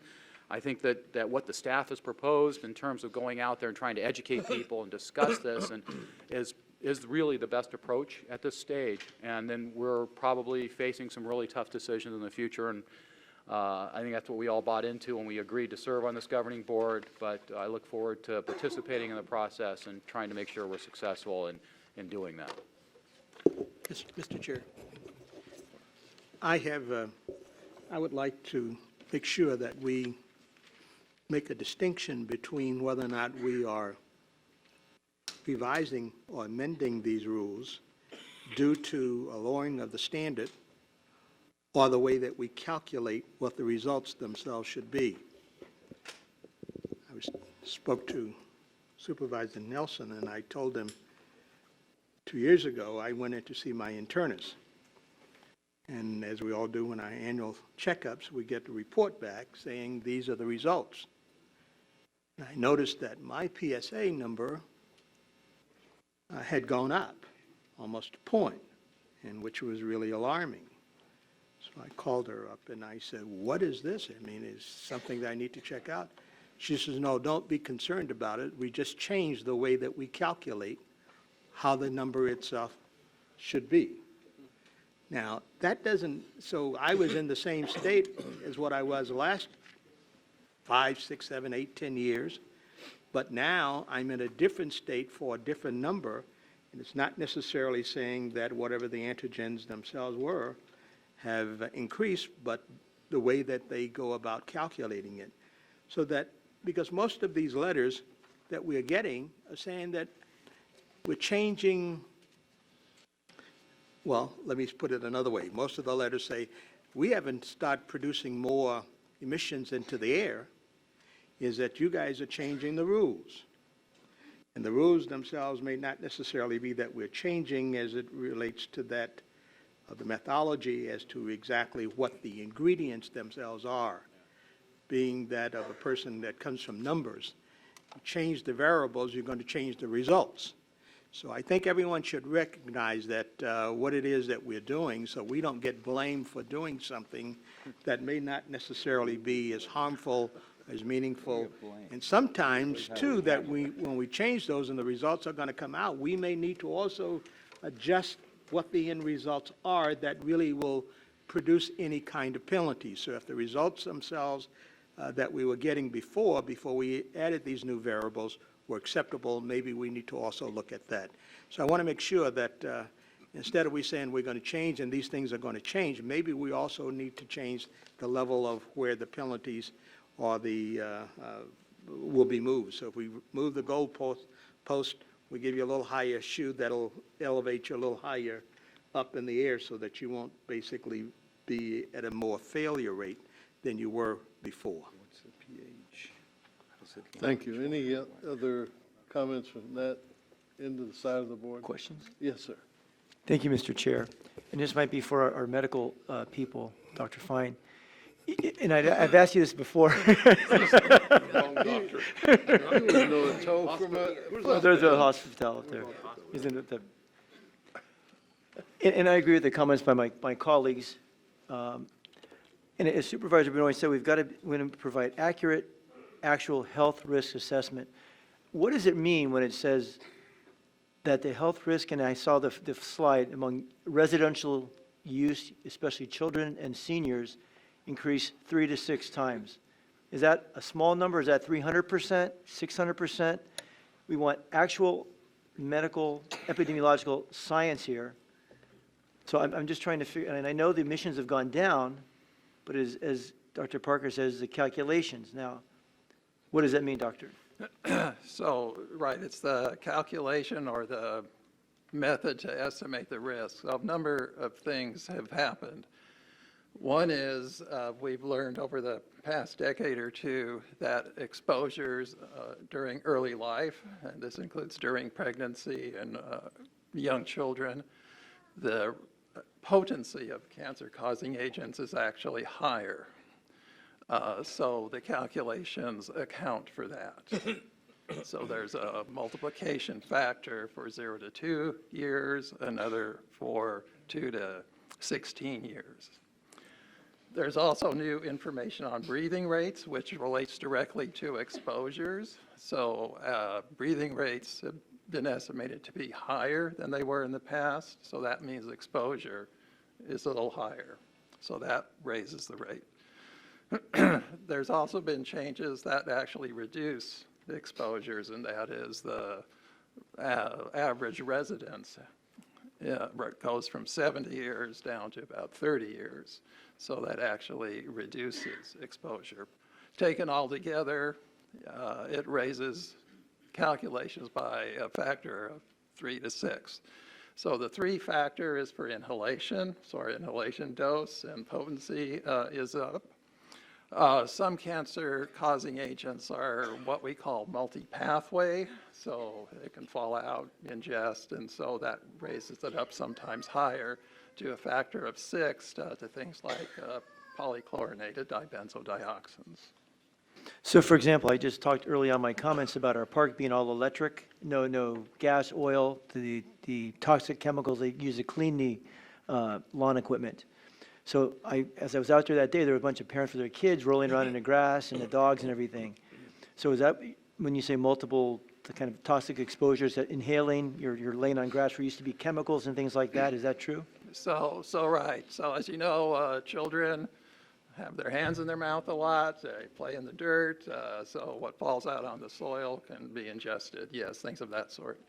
And again, just so I'm correct, it's 3 times is a 300% increase. So right, 3 times, 300%. Okay. And now this would be maybe for Kurt, just maybe some background. There was a slide about how do we deal with these guidelines and also the SCAQMD documents. And just some thought is, I know there's a lot of documents out in SCAQMD. They're going through studies, documents that are just coming out. How does this is important guidelines, how does this impact maybe projects that are under consideration by SCAQMD, projects that are just coming out, or are we going to, there may be a long-term legal analysis, but do we have any idea how this might impact projects in the process now, just going there, just finishing the process? Yeah, I think the proposal is, there are 2 steps, as the slides indicated. Ultimately, what we would do is implement the SCAQMD lead agency projects first. So those are the projects where we're actually the permitting entity. And then we'd apply the guidelines to projects that we comment on where we're not the lead agency in a second step. So if I could just add here, in recent months, when we've had proponents of major projects that would have to do a health risk assessment as part of their SCAQMD document, we've been alerting them to this upcoming change and recommending that they be prepared to use the new methodology, because we're concerned that if they don't, then when you get down to the public comment period, it will be stated that they didn't use the state-approved methodology, that the estimates were not appropriately accurate, and that they would have to either revise their document or run the risks that would otherwise incur. So from the staff's opinion, for our documents, we need to move to this swiftly. The second part, as Kurt is mentioning, is what we recommend to other lead agencies, cities and counties, in terms of what they utilize for risk management purposes. But we would tell them methodology-wise that this is the right way to go at this point in time. So Barry, just following up, I was in some hearings on a major transportation project in the LA County area, and I brought this up at a couple of the early scoping meetings at Metro, and I said, there's these OEA guidelines coming out. I just curious, in this large EIR, massive transportation, multi-billion-dollar project you're looking at, are you going to look at these guidelines which are coming out now as you're getting ready to prepare your environmental document? Or are you going to go by the old standards that are, just, I said, no, we're going to do old standards. I said, these guidelines are coming out about the same time years. How can you base it on obsolete guidelines? So these are my, I know there's going to be a lot of. We're trying in our comments this morning and in the staff presentation, and Susan had a slide that said risk assessment, which is the quantification, and risk management, which is the policy decision that our board and city councils and boards of supervisors have to make, and other lead agencies. And so we want to all make sure that we're following the proper calculation method. And then, as Dr. Parker was saying, what you do with the calculation, and on the risk management side is in large part a discretionary decision of our board and others. Thank you. I'm not clear, and if I'm getting emotional about this thing now. I think that Supervisor Bowe is absolutely 100% correct. You got to focus, you got to put it in perspective. Because I read that half-page article about the USC report, you got it right there, about the USC report about the kids' lungs getting better, and I was all heartened by reading that. And then I read in there that we didn't have anything to do with it. It was all carb. So that was kind of a bummer. They were part of the lung or Yeah, what? Yeah, that was kind of a bummer. But I knew Judy would be happy. So I'm not, if it's obvious that things are getting, you got to put it in perspective. Some things are getting better. And I remember, there was nobody here except Mike, who's not here, who was here when the dry cleaner thing came through. It was incredibly difficult because everybody knew that they couldn't afford it. I mean, all you have to do is go into your local dry cleaner and try and look around and say, hey, man, I want you to fork up another 50 grand to operate. And, everybody knew that wasn't. Now, we did everything that we could possibly do as an agency to ameliorate that cost. And, I mean, we gave out enough grants and money to kind of offset it a little bit. But in the calculations of these new methods by which we calculate this stuff, I think we got to really put some real thought into this, because this is a difficult situation for a lot of people. And I know we have the obligation to protect the public, and I know that everybody's working towards that. But some of the stuff we're doing is working.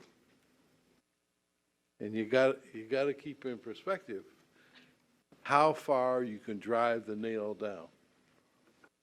And so I got to say that I was a little peeved that I read about this USC study in the LA Times and didn't hear about it from our own agency. If the LA Times had elected not to print an article about it, that meant that we would have never known about it. Well, you should follow me on Twitter. Well, of all the people I would follow on Twitter, Joe, you're probably number 9,999,000. Okay. Mr. Chairman, But I'll think about it. the fact that it was printed in the Times, the fact that it was printed in the Times, most conservatives would have never seen it because conservatives don't read the LA Times, so half the Republicans wouldn't know anything about it. We need to do something. We need to do something about providing the board members with that information.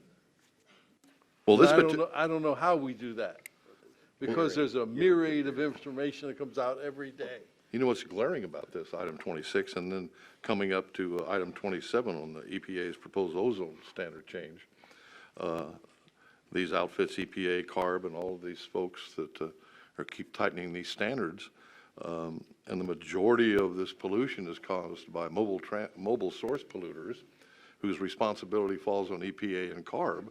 They continue to tighten these standards, but I don't see any movement on EPA, or very little on CARB, as moving toward the mobile polluters.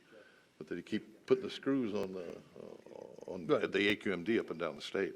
So it's glaring to me that neither one of these mentioned anything that the EPA or CARB is doing to start attacking the mobile polluters. You wanted to comment, Dr. Wallerstein? Yes, we'll obviously go ahead and send out to the board a copy of the journal article, but I think more important is there's an editorial that appeared in concert with the article that's a little easier reading than all the statistics from the scientific study.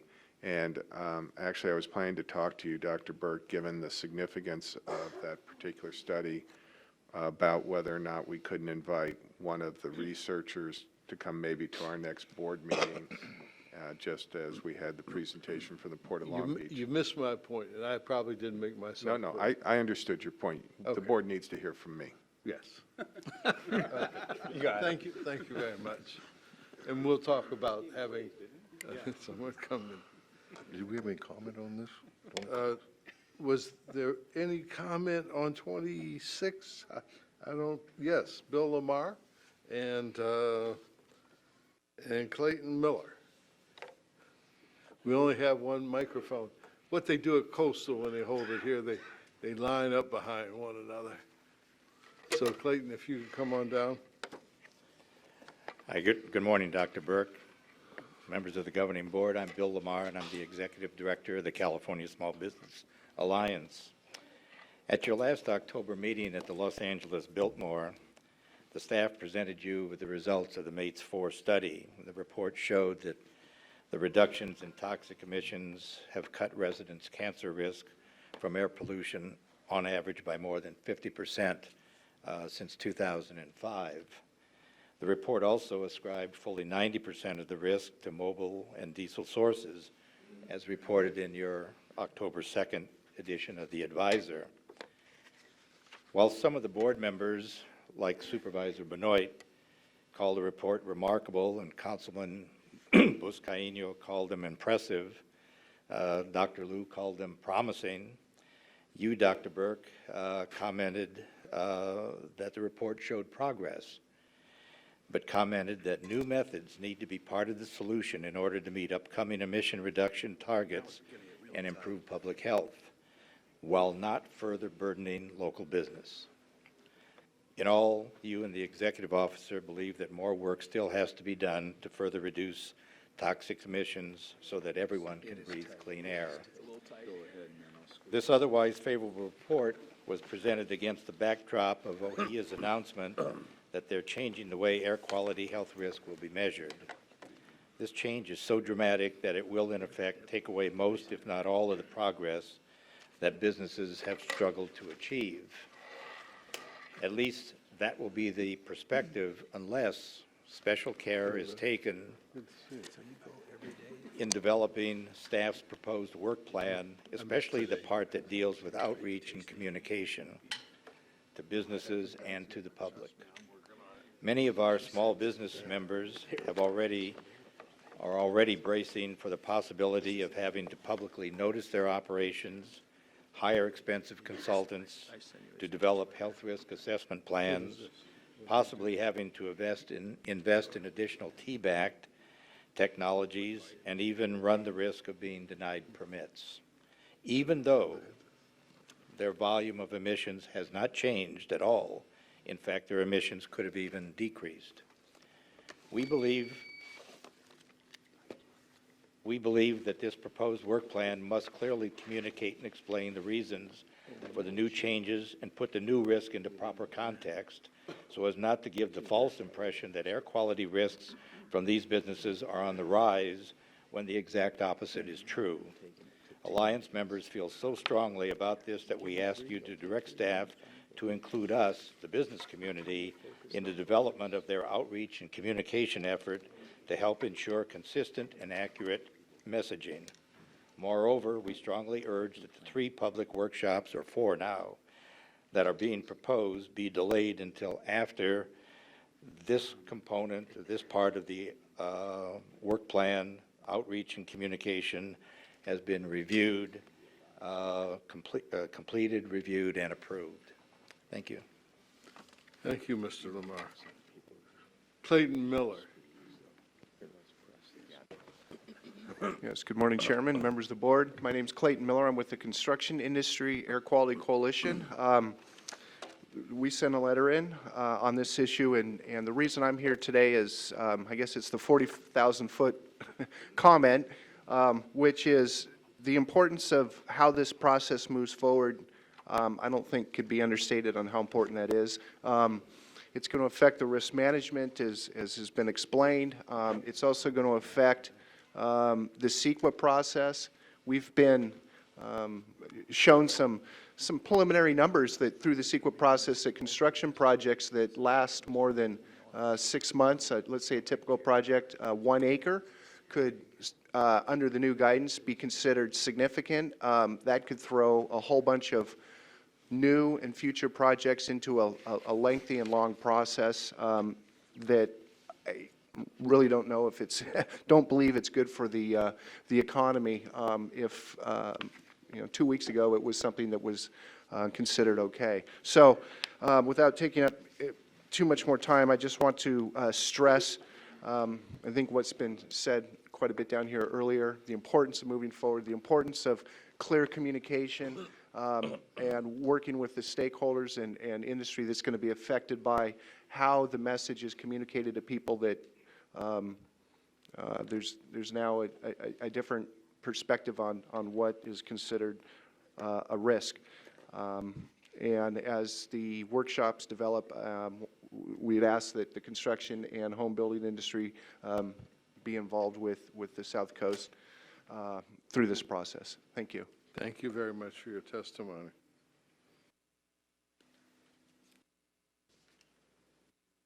Any further comments by any of my colleagues? Even final, what do we do? Supervisor Benoit? Yeah, Mr. Lamar's comments about industry and being involved in the development of the outreach, could you address that, Barry? I think it's an important point. Yes, we're happy to have some additional discussions, but again, there's been discussions on a statewide basis with the business sector about the messaging. And as you pointed out, Supervisor, in Susan's presentation, we had that chart to emphasize that the toxic emissions and therefore the risk has been greatly reduced.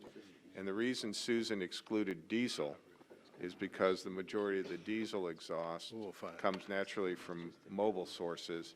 And so what we wanted to emphasize was that our stationary sources have been doing their fair share of the toxics reductions. I appreciate that, but I would ask you to please reach out to these last two speakers and make sure that they are involved in that discussion. Happy to do so. Thank you, Mr. It's Chair. not clear to me what you mean by when you say on a statewide basis, as that relates to us. It means that one of the things that we're striving to do with the significance of this change is to have, and this is let me first say a request of the business community as well, is to try and have some consistency, because many of the businesses operate in multiple air districts.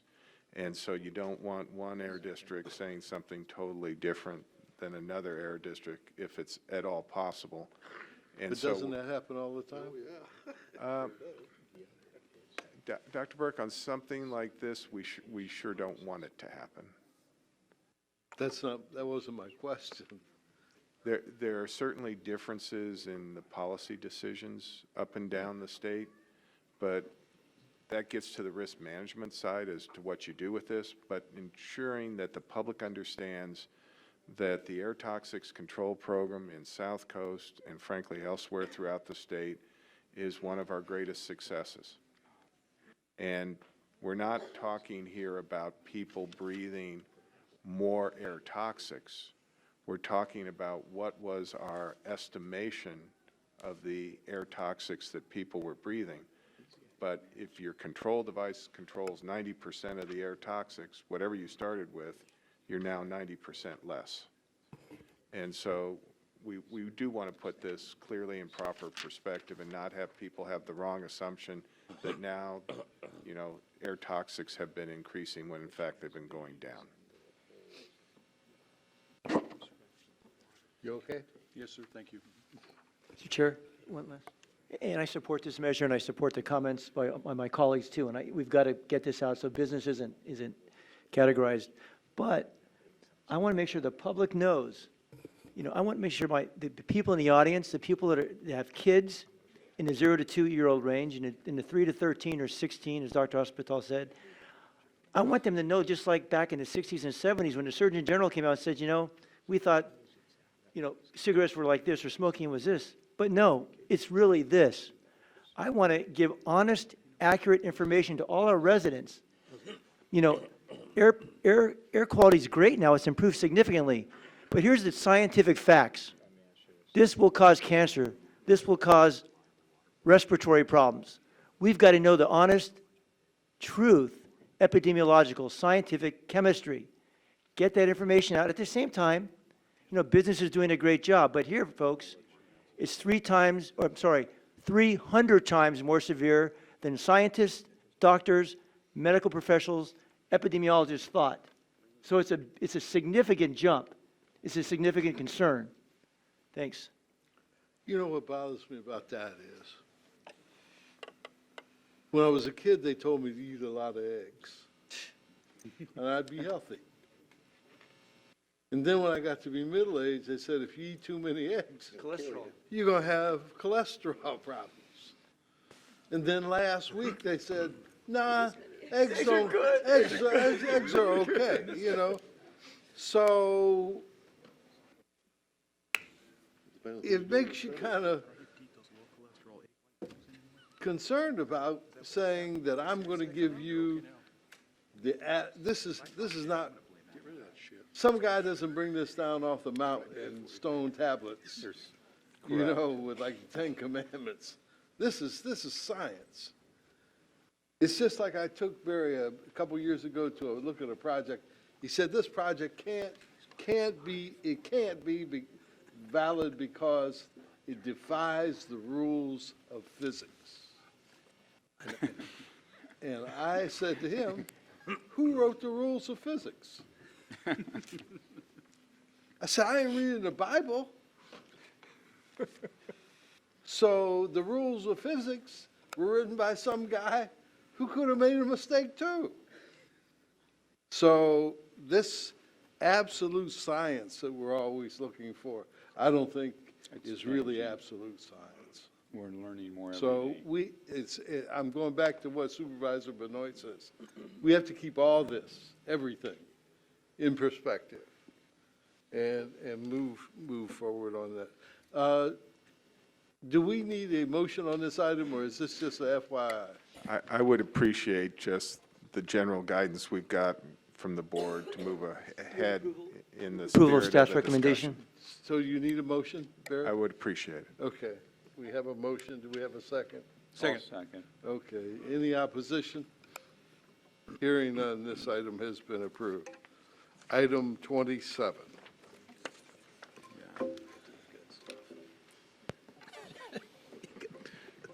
Now we get the sign. Good morning, Chairman Burke, members of the board. Philip Fine, Assistant Deputy Executive Officer in the Planning and Rules Division at South Coast SCAQMD. And I'm going to be presenting yet another example of the science moving the goalposts and what EPA has proposed in terms of revising the 8-hour ozone standard, as well as what staff is proposing to do in way of comments that we will submit to EPA based on that proposal.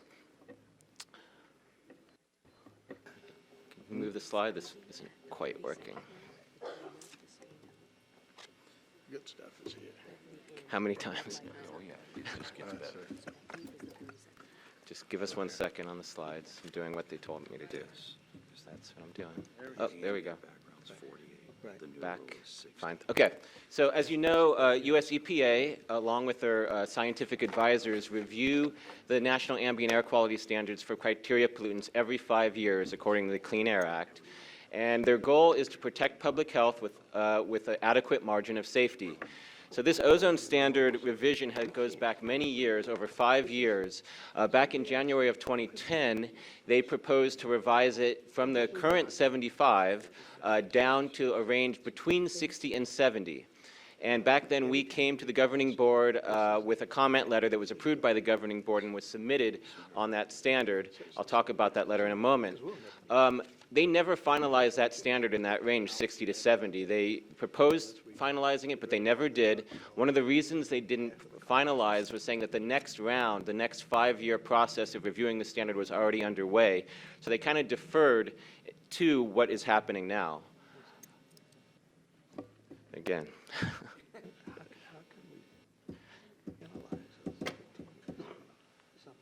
This would never happen in our boardroom. So if Paul would dive in front of him. Okay. There we go. So the current proposal came out in November of 2014, and they proposed, similar to the last proposal, instead of 60 to 70 ppb, this time they proposed to lower it from 75 to a range of 65 to 70 ppb. And going back to that previous proposal that was never finalized, this range has been reviewed by the Clean Air Scientific Advisory Committee, that's EPA's chartered scientific advisory committee, now 3 times, all confirming that this range is appropriate. Included over 1,000 new studies on ozone effects. And the proposal, beyond just proposing a tighter standard, also has some other elements, including updating the AQI, or the Air Quality Index, which is the colors on our chart, to reflect the new standard. Some monitoring requirements associated with ozone, as well as some other permitting requirements that don't have a lot of implications in a non-attainment area like ours. The final rule is anticipated in October of 2015, and then designations, whether we're in attainment or non-attainment, and whether we're extreme or serious, come about 2 years after that. And that would make our SIP due, our Air Quality Management Plan due for this standard in about October of 2020, with an attainment date out 20 years, potentially, to about 2037. And I guess I should start, there we go. Okay, I'll try this one. Okay. So just by way of reminder, many of you have seen this chart before of the challenge that we face to meet the ozone standard. It's going to take a significant amount of NOx reductions. So you've seen, these look at the sources of NOx, and you can see that by far the majority of them are mobile sources, as has been mentioned. But the new 2 dotted lines here on that rainbow chart to the right would be the new standard by 2037, whether it's set at 65 or 70 ppb. But also notice the dates. So it's not like we have to meet all these standards at the same time. We really have a trajectory now of where we would have to meet by a certain time. So if we meet some of those earlier deadlines, then we're on a path to meet some of the later deadlines. Oh, that doesn't work. Let's see. Yeah, Paul, if you're in the back, there you go. So this was the original letter that was approved by the governing board and submitted by us back in 2010. And it said that we support setting the standard that's consistent with what the health scientific evidence says. And we also mentioned many other things when it comes to implementation of these new standards, which is workable attainment dates, making sure that federal sources do their fair share of controls to allow us to meet the standard. Again, research, development, deployment of these zero-emitting and near-zero-emitting technologies, and then integrated SIPs, which we do in our air quality management plan. We look at multiple standards and multiple pollutants at the same time, but we'd like the EPA regulations to also reflect that it's more efficient to do it that way. Next slide. Okay, so there's a couple additional comments we wanted to submit this time, and they're more related to those additional things they propose. They're more technical in nature. One is simplifying our exceptional event procedures. Another is they talk about international transport and background ozone effects on our basin and how we can maybe account for that in our attainment demonstrations, but we would like some clearer guidance that wouldn't get challenged when we do it. And then also, there's some more flexible monitoring requirements which we support when it comes to doing monitoring for not only ozone, but the gases that go into the air that form ozone. There's also some funding associated with that, and we want them to consider how bad the ozone problem is when they allocate that funding, and obviously we have the worst ozone problem in the United States, and some other technical comments. Next slide. So what we're asking today is to approve the comment letter that's in the package. It's due to EPA by March 17th.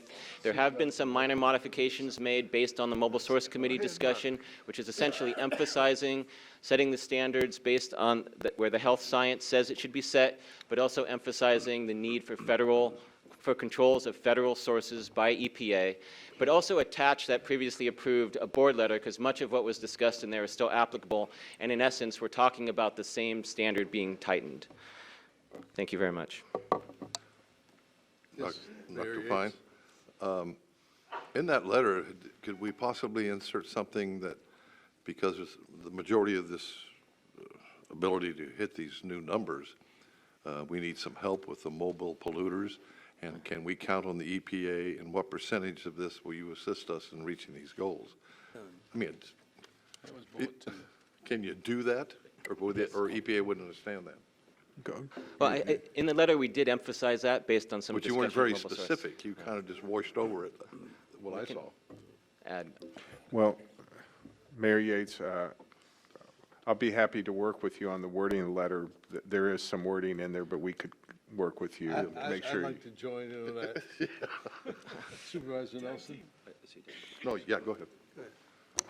I can't tell if the microphone is on or off. Oh, it's on. Yours is Off, it's on, and when it's on, it's off. Of course. And Mary Yates, thank you for the comment. I've brought up previously, and I think the critical item here is this. We are being asked to meet a standard that we do not have the tools available to us to meet the standard. And I appreciate the comment that we need sort of a fair share on the federally regulated sources. But what we don't do here, it's as though we're afraid to offend somebody, but we guarantee our failure.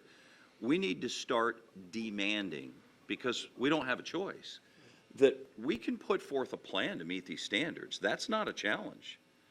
But we need to be able to put forth the proper plan. And when the federal government or Congress says, no, no, no, no, we're going to exempt these people, we need to be given credit. The alternative is we need authority to regulate planes, trains, and automobiles. We're not going to get that. They're not going to do that. There's too many powerful figures throughout the United States that are influenced by all kinds of interests that are not going to give us the ability to regulate 747s that fly in from all over the world. That's just common sense. That's not going to happen. But what should happen for Southern California, since we're probably not going to kick all the people out, which the only other way we'd solve all this, is that we need to be asking for a credit so that when we put forth a viable, reasonable plan, and we're still over because they won't let us regulate these things, fine. Just give us credit and we will have a unique exemption for a certain percentage. Now, that's a board issue. I realize we can sort of play Fantasy Island all day long and think, well, we're just going to meet these standards. When your ambient is 48 and the new rule is starting to tickle 60, when you exempt planes, trains, and automobiles, what happens in Southern California is all of our constituents are essentially told you are not wanted, you are not welcome, and you will not be tolerated because, well, we have to meet an EPA guideline. When are we going to start fighting for them? Because the railroad industry, the airline industry, the automobile industry, they can all fight for themselves. As Mary Yates brought up earlier, it's Bill's people, it's all these other people that employ most of our friends, family, the audience members. What are we going to have left here? Government? That's it? Right. We won't have anyone to govern. There will be no jobs. We have to ask for some fairness, and that includes a credit, which may not be sort of the staff way of doing it, because they've very much resisted, touching that third rail. But I just want to encourage the board members, and I'd like to suggest our comment letter include, we've got to start being proactive and put the onus on the EPA, Congress, the administration. You people are preventing air from being cleaner here, not this board. Thank you. Supervisor Nelson, I want to tell you that for the first 10 or 11 years that I served on this board, I sang that same song. And I just ran out of juice. I'm telling you, I got to give Barbara Beard credit. Barbara Beard went into the Health and Safety Code and found the exemption on fleet vehicles, and we ran it all the way to the United States Supreme Court. And won. But I think you're the first person, since I stopped singing, to bring it up.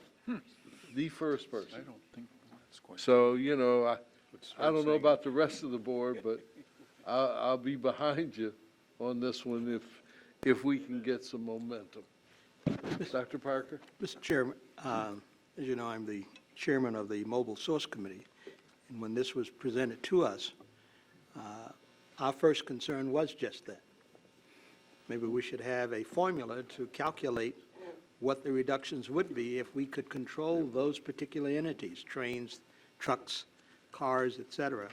And says, this is where we are if we could really had control over our destiny. But since we do not, you know, we should be given credit for that. It's a wild idea. It's a wild concept. We're talking, Supervisor Nelson just reminded me, we have, 64 different congressional people from California and Washington. Maybe if we let them know that this is what we really would want, they could fight a little better for us in order to help us do that by saying, if we put those numbers in and brought those reductions down, this is where we would be. But since you guys have control over these, this is where we are. So let's look at what the differences themselves may be, and we can have a very compelling argument. Whether or not we'll win the day or not is yet to be seen, but at least we can be in the ring and make sure that they hear our voice. And that certainly has been done in past AQMPs and will be part of the process in this upcoming AQMP, not only for this future standard, but for the standards we're going to be addressing in the AQMP. So, Thank you. Any further comments, Dr. Fine? Supervisor, and then the mayor? I think Mike was first. Oh. I spent last week in Washington, D.C. lobbying, wearing my Riverside County Supervisor hat, my Salton Sea Authority hat, and a couple of others. I don't know where we stand as a board on lobbying on this issue, as an agency, where we are in terms of how recently we've tried to fight this fight, but I think it should be front and foremost of a full-time lobbying effort at both the state and federal level. If we have a priority list of what we need to be done and an opportunity for all of us to go or communicate that, this is the number one issue. And I respect Mr. Nelson. He can always say it better than I could ever say it. But he's not the first to say this. We've all said it over and over and over again. So where are we in our effort, daunting as it may be, to get the federal government to pay attention to this? I think that's an excellent suggestion. Supervisor Antonovich has provided us with an excellent lobbying firm in Washington, D.C. That should have the ability to get us in to see the right people. I know that Supervisor Rutherford's headed. When are you going back? I was there last week, met with them last week. Last week you went back? So I think we as a board need to consider that, because there is no black box. They keep talking about this, well, let's put this number in the black. Man, there is no black box. So we need to get real numbers and for real people here. So I'm all for that, and I will be glad to work with staff on putting together an effort to do that. And as many of my colleagues who want to participate in that effort, I would be glad to have them join us in doing that. So, Mr. Chairman, the reality, of all the years I've been on this board, when we have a Republican president, the EPA eases up on us. right. When we have a Democratic president like President Obama, all of a sudden EPA is all over everybody about cleaning the air. And so I understand going to Washington, D.C. and lobby, but EPA really dances to the President of the United States. At least what I've seen over my lifetime here is he calls the shots if EPA is going to get active or inactive. when the Bushes were in, EPA was kind of really quiet. But when Well, Obama got there, all of a sudden they got real pushy and started. You're absolutely right, but here's what I experienced personally. I don't know the director of EPA now, but the former director of EPA, I knew personally, and she came to California a number of times, and she understood that we had unique problems in California. So if you get the United States Congress and the United States Senate saying there are unique problems here, I think you have a real shot at getting EPA to listen. I'm sorry, Mayor Polito. No. Didn't mean to jump in front of you there. No, not a problem. This is on, yes? Yes. Yes. Look, what I'd like to request is, we have a retreat coming up pretty soon. I think there's an important issue. If we could agendize it for discussion. And to me, the question is not, who's going to be in the White House. The question is doing that analysis that Dr. Parker spoke about and others have articulated that says if others were doing their fair share, where would we be? And trying to bring change about that way. Because look, we're about to go into another hearing here in a few minutes, and it's going to be a long one, I know, and we're going to talk about how much do we squeeze, and we're continuing to squeeze. But after a while, there's no more water in the rock, you know? After all, you can squeeze all you want, and there's nothing left. And we're beginning to approach that. And the only way you can answer is say, well, there's a black box, and that's where all the magic is. Well, we are the black box. There is no black box. Right. You know, we got the Wizard of Oz. We can pull the curtain, and it's not going to work. So we need. I think in order to do our job, we need to bring this to the light. And look, we can hear presentations and tweak numbers, and we're going to continue to do that because we do it extremely well. But we're getting to the end of the rope here, and I think we need a game changer. And I think, frankly, this is a good time. We're going to have a new senator in California. It's an election year in 2016. We have all this pressure coming at us regardless, and it's time to do that analysis. Put it really clearly on paper.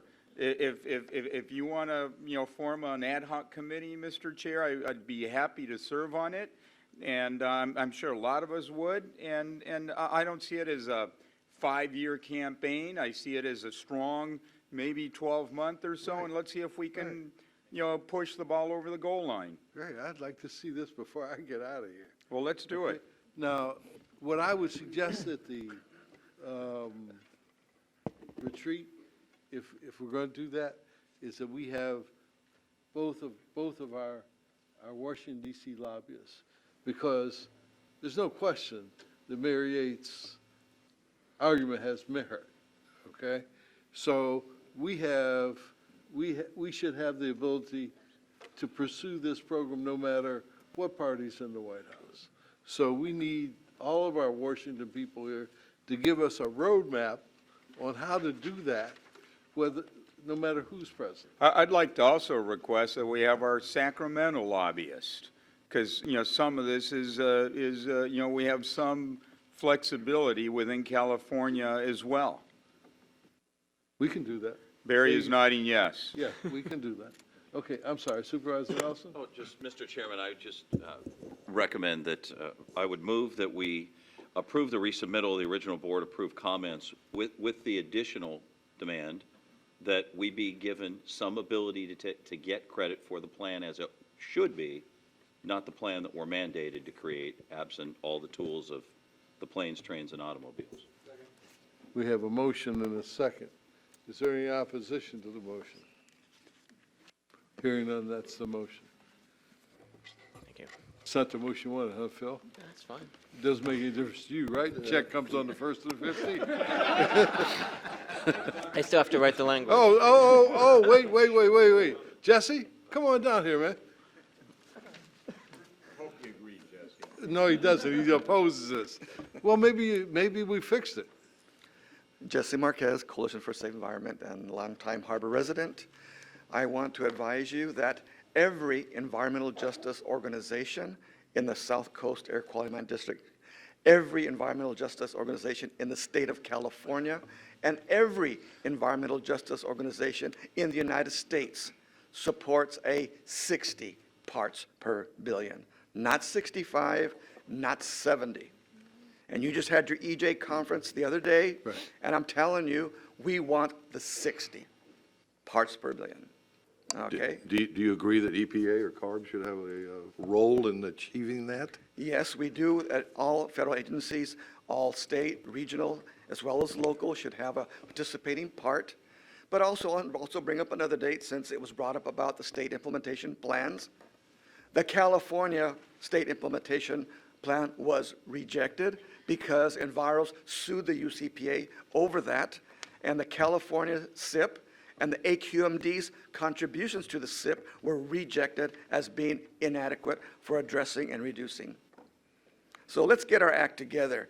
And it's insulting to ask the public to support stopping fires in beach fire rings when you don't require one single reduction from a major oil refinery, such as mandating vapor recovery systems, mandating backup power so there are no power outages that cause flaring.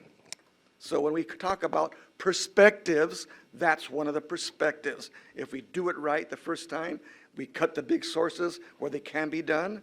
And it's also a fact that green technologies of all types in all categories are creating more jobs than traditional industries. So we're not losing jobs. We're not eliminating jobs. We're creating a new 21st century of jobs. And we need to prepare our youth and workforce for these new 21st centuries, because already companies outside of California are proposing their technologies that ours are going bankrupt here. Thank you. Thank you. Item 28. Good morning. I didn't introduce myself at the last item, but my name is Susan Nakamura, Director of Strategic Initiatives. Always a mouthful. So I'm here to present proposed amended rule 1420.1. This is our lead acid battery recycling rule. I'm not sure which one to.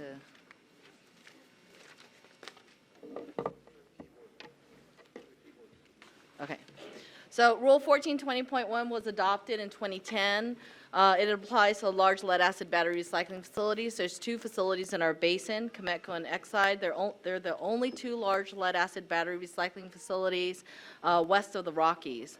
In January 2014, we amended Rule 1420.1 to add requirements for lead, arsenic, and other toxics, benzene, 1,3-butadiene. And we also included for the facilities to participate in a multi-metals continuous emissions monitoring system. It's my understanding that today Cometco is installing the multi-metals and continuous emissions monitoring system, the INSTAC monitors, as part of that January 2014 amendment. Also in the January 2014, the board directed staff to return back to the board to lower the lead point source emission rate and to possible other revisions to reduce the further accumulation of lead dust.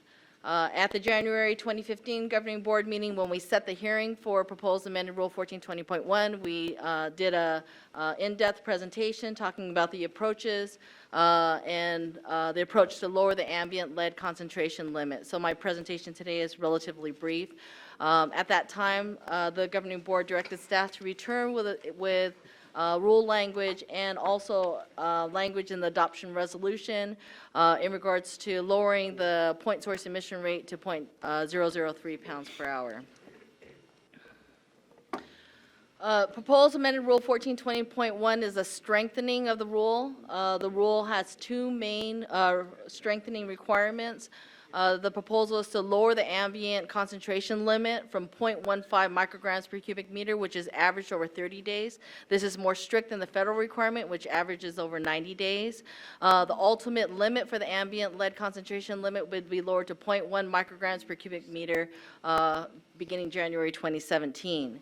The proposed rule also proposes to reduce the total lead facility emission rate 50% from 0.045 pounds per hour to 0.023 pounds per hour. And facilities would have to conduct source testing to demonstrate this. I wanted to highlight a little more on the ambient monitoring requirement, that this is a comprehensive requirement. In terms of the comprehensive monitoring, it'll capture your point and fugitive emissions. The 0.10 will by far be the most stringent ambient lead limit in the nation. The proposed rule will require, currently requires that a minimum of 4 monitors around the facilities be placed, and they be placed where the expected maximum ground level concentration is expected. And also to provide us with a continuous picture, the rule currently requires 24-hour monitoring, and the proposed amendment will go from 1 and 3 days to daily monitoring, so we'll have a continuous picture of ambient lead and arsenic emissions. The adoption resolution includes a proposal to lower, that staff would come back within 6 months with a proposal to lower the overall point source emission rate to 0.003 and other options. So staff's recommendation is to adopt the resolution, certify the final subsequent environmental assessment, and to amend Rule 1420.1. That concludes my presentation. Thank you. Prior to board comments, we have several requests to speak on this item, and we'll start out first, Javier Zavala, and right behind Javier would be Rudy Ramos. Thanks, man. Appreciate it.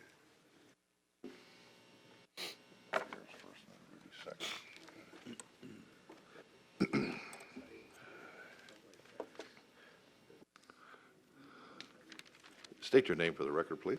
Javier Zavala. Go ahead. You got 3 minutes. Okay, good morning, members of the board. My name is Javier Zavala. I work as a water treatment technician for Comedco. I have worked at the company over 30 years. Today we will hear from all interested persons concerning updating the rule with the air leaving the stacks at the lead recycling plant. We at Comedco are committed in having continuous improvements. We currently have state-of-the-art air pollution control equipment. This equipment has been in operation over 6 years and has resulted in the cleanest battery recycling smelter company in the world. When we enter our plant, at the start of the day, we understand that we are an example of excellence to the world in the same type of business. I am grateful for all the safety and environmental training they have provided to the employees. I hope the agency sees the positive strides the company has accomplished. God bless, and thank you. Thank you very much for your testimony, sir. And would Rudy come to the vacant microphone? And would James Torres come down to be in the standby position? Board members, my name is Rudy Ramos. I worked at Comedco for 27 years in the shipping department. I understand that your agency is updating its ruling dealing with the air that comes out of the stacks at lead battery recycling plants. The air pollution quality equipment at Comedco has worked for over 6 years, and I believe this is the cleanest battery recycling plant in the world. I appreciate Comedco's continuous effort to making this place I work at as safe and as clean as possible. I hope your agency appreciates it as well. Thank you for your time. Thank you for your testimony. Appreciate it. Okay, James Torres is next, followed by Philip Aguirre. Ladies and gentlemen, members of the board, Mr. Mayor, my name is James Torres. I work as a refinery operator for Comedco. I've been there for 11 years. It is my understanding that your agency is updating its rule regarding the air coming out of the stacks at lead battery recycling plants. Because of the air pollution control equipment that was installed and has been working at Comedco for over 6 years, I believe I work at the cleanest possible battery and lead recycling plant. I appreciate Comedco's effort to make the place I work at as safe and as clean as possible. I hope that your agency takes note of and appreciates it as well. I've worked in a couple of different departments during my 11 years at Comedco, but the one characteristic that unites the company is the safety, environmental policies, practices, and procedures that are in place and are constantly evolving to make sure that we are in compliance with all agencies that oversees our processes. Thank you all for your time and consideration. Good afternoon. Thank you very much. And as Philip Aguirre is coming to the microphone, we have a speaker slip here that's the writing stumped four of us here. It's the last name begins M.A. Does your last name begin with M.A.? The first letter looks like a C of his first name. And Cecilia or something, the first name starts With a C. It looks like a doctor filled it out, with like a prescription. Do we have, is that you? Good. We're so, What is your name? Cecilia, all right. Right, yeah, okay. We have, the first name. he gets the first name. I guess the first name. Please excuse us. Yeah, How have you been? Good to see you. Pretty again. good. Felipe, how are you? I'm pretty good. Good to see you. Glad to see you guys again, and ladies also. My name is Felipe Aguirre. I'm an ex-council member from the city of Maywood. I live less than 2 miles from the battery plant Exide. No lead emissions is safe in our communities. And I appreciate the opportunity to speak to the board members about the current and future proposed amendments to the Rule 1420. None of us doubt that there is a need to revisit the rule and look for ways to strengthen its requirements. About today's discussion about reducing lead emissions is a positive step. There appears to be a consensus that if more can be done about lead, we need to do it. We need to pursue it. Like I said in my beginning statement, no lead emissions is good for the human being. We see that in the community of Maywood. We call Maywood the city of the walking wounded. You can see the children whose brains have been affected. You can see the people that are of middle age with senior citizen health problems. This is something that affects us on a daily basis, and it's been going on for quite a while. We're speaking in favor of this amendment, that you make this rule harder, that you do not permit any more lead emissions, and we also want to see if we can't solve it at these agencies, we need to propose some type of legislation in Sacramento to control the lead emission from battery recyclers, to make it as safe as possible for our communities. If not, shut it down. Thank you very much. Felipe, I want to tell you something. Years and years ago, I chaired a town hall meeting in Maywood, and you were on the council then, and you've been probably the leader of the attack on the lead emissions out of Exide, and I want to congratulate you for that. And it's finally come to a head. It's taken a long time, and I can't believe that the people voted you off the city council. What is wrong with them? The lead get to them, or what? Maybe. Huh? Maybe. It must be. I don't know what they were Thank you very thinking. much. But you, even though you're not on the council anymore, you still can continue to fight the fight for But we Maywood. still live in the city of Maywood. We That's see right. the problems on a daily basis. You know, we are abutting the city of Vernon. Yeah. There is no wall separating us. That's There right. should be no wall separating people. But whatever comes in, you know, we get it. There's good paying jobs there. We want better union paying jobs.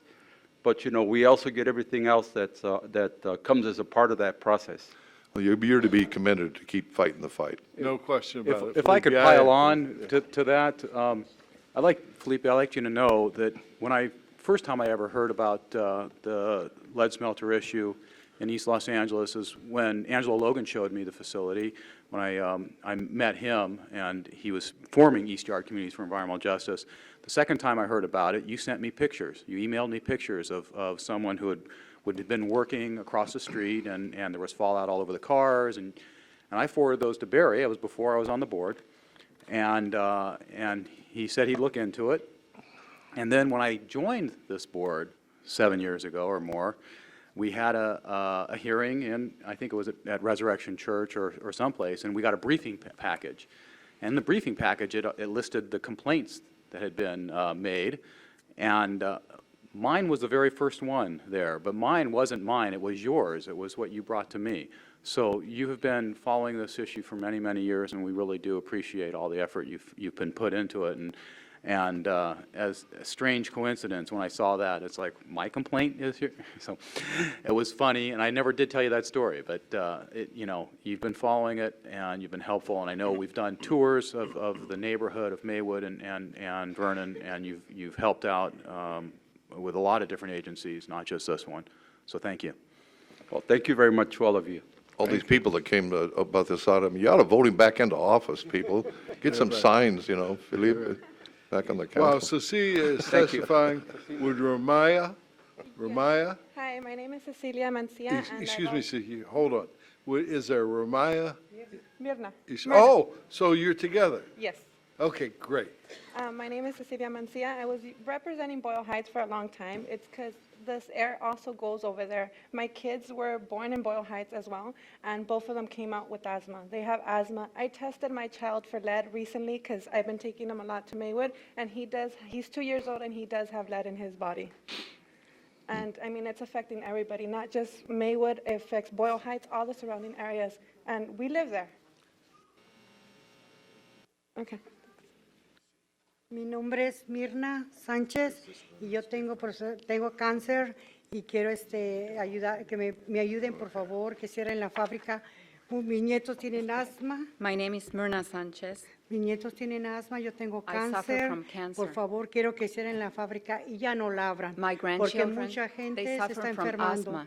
Por favor, I want you to ayúdenlos. close down the factory. Wait a minute. A lot of people are Why don't you becoming tell her ill. to let you finish before she begins and not talk over you? It's difficult with both of you talking at the same time. Thank you. Mi nombre, Mirna Sánchez, tengo cáncer. My name is Myrna Sanchez. I have cancer. Mis nietos tienen asma. Quiero que por favor los ayuden por el pueblo, por I la want humanidad. you to help. My grandchildren, they have asthma. I want you to help the towns for humanity. Yo sé que en el aire está en la tierra y no quiero que los niños, nuestro futuro, los niños, nietos, ustedes, se enfermen de cáncer. I know that it's in the air. I know that it's in the soil. I don't want the children, our children, your children, to have cancer. Por favor, ayúdenlos a cerrar la fábrica y que ya no la abran, pues nos estamos enfermando, mucha gente. Please, help me. us close down the factory and never to reopen again. We are Please. becoming ill, please. Mucha gente estamos enfermos. A lot niños. of people Por are favor, becoming ill, please. children. Thank you very much. Please and thank you very much. Thank you for your testimony. And this Ramaya is from NRDC. Here she Is comes. that you? Yes, we finally got you. Good morning, Chairman and members of the board. My name is Ramya. Wait, we're going to have a spelling bee. Okay, sure. Spell your last name for the people. Sure, it's SIVASUBRAMANIAN.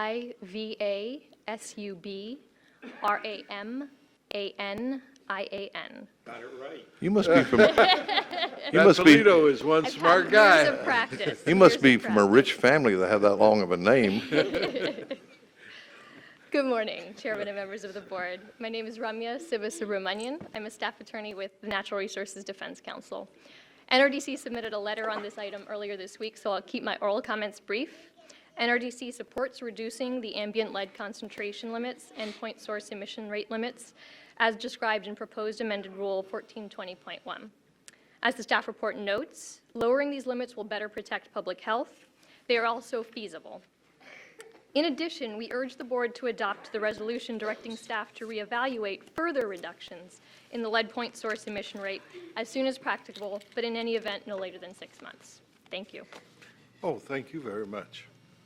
And I'm sorry that I had a hard time with your name. Maria Martinez and Teresa Marquez, come to the microphone.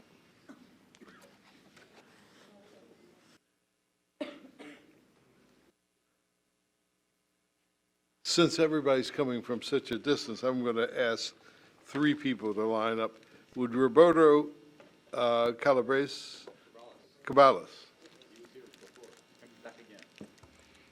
He's the guy that started. He's gonna. Oh, yeah, Oh, yeah. we got to have him Got a finish. minute 22 left. Minute 22 left. Yeah, I'll give him a full thing. So your name for the record? ¿Cómo se llama? María del Carmen Martínez. Okay. Sí, buenos días. Good morning. El propósito de estar así frente al panel The purpose of me being here in front of this panel, es porque yo vivo en la ciudad de Huntington Park it's because I live in the city of Huntington Park, y por mucho tiempo estoy pasando por dificultades de salud. and I've been having some health difficulties for quite a while now. Cuando me levanto en las mañanas tengo como un silbido. When I wake up in the morning, there is like hissing sound. Este,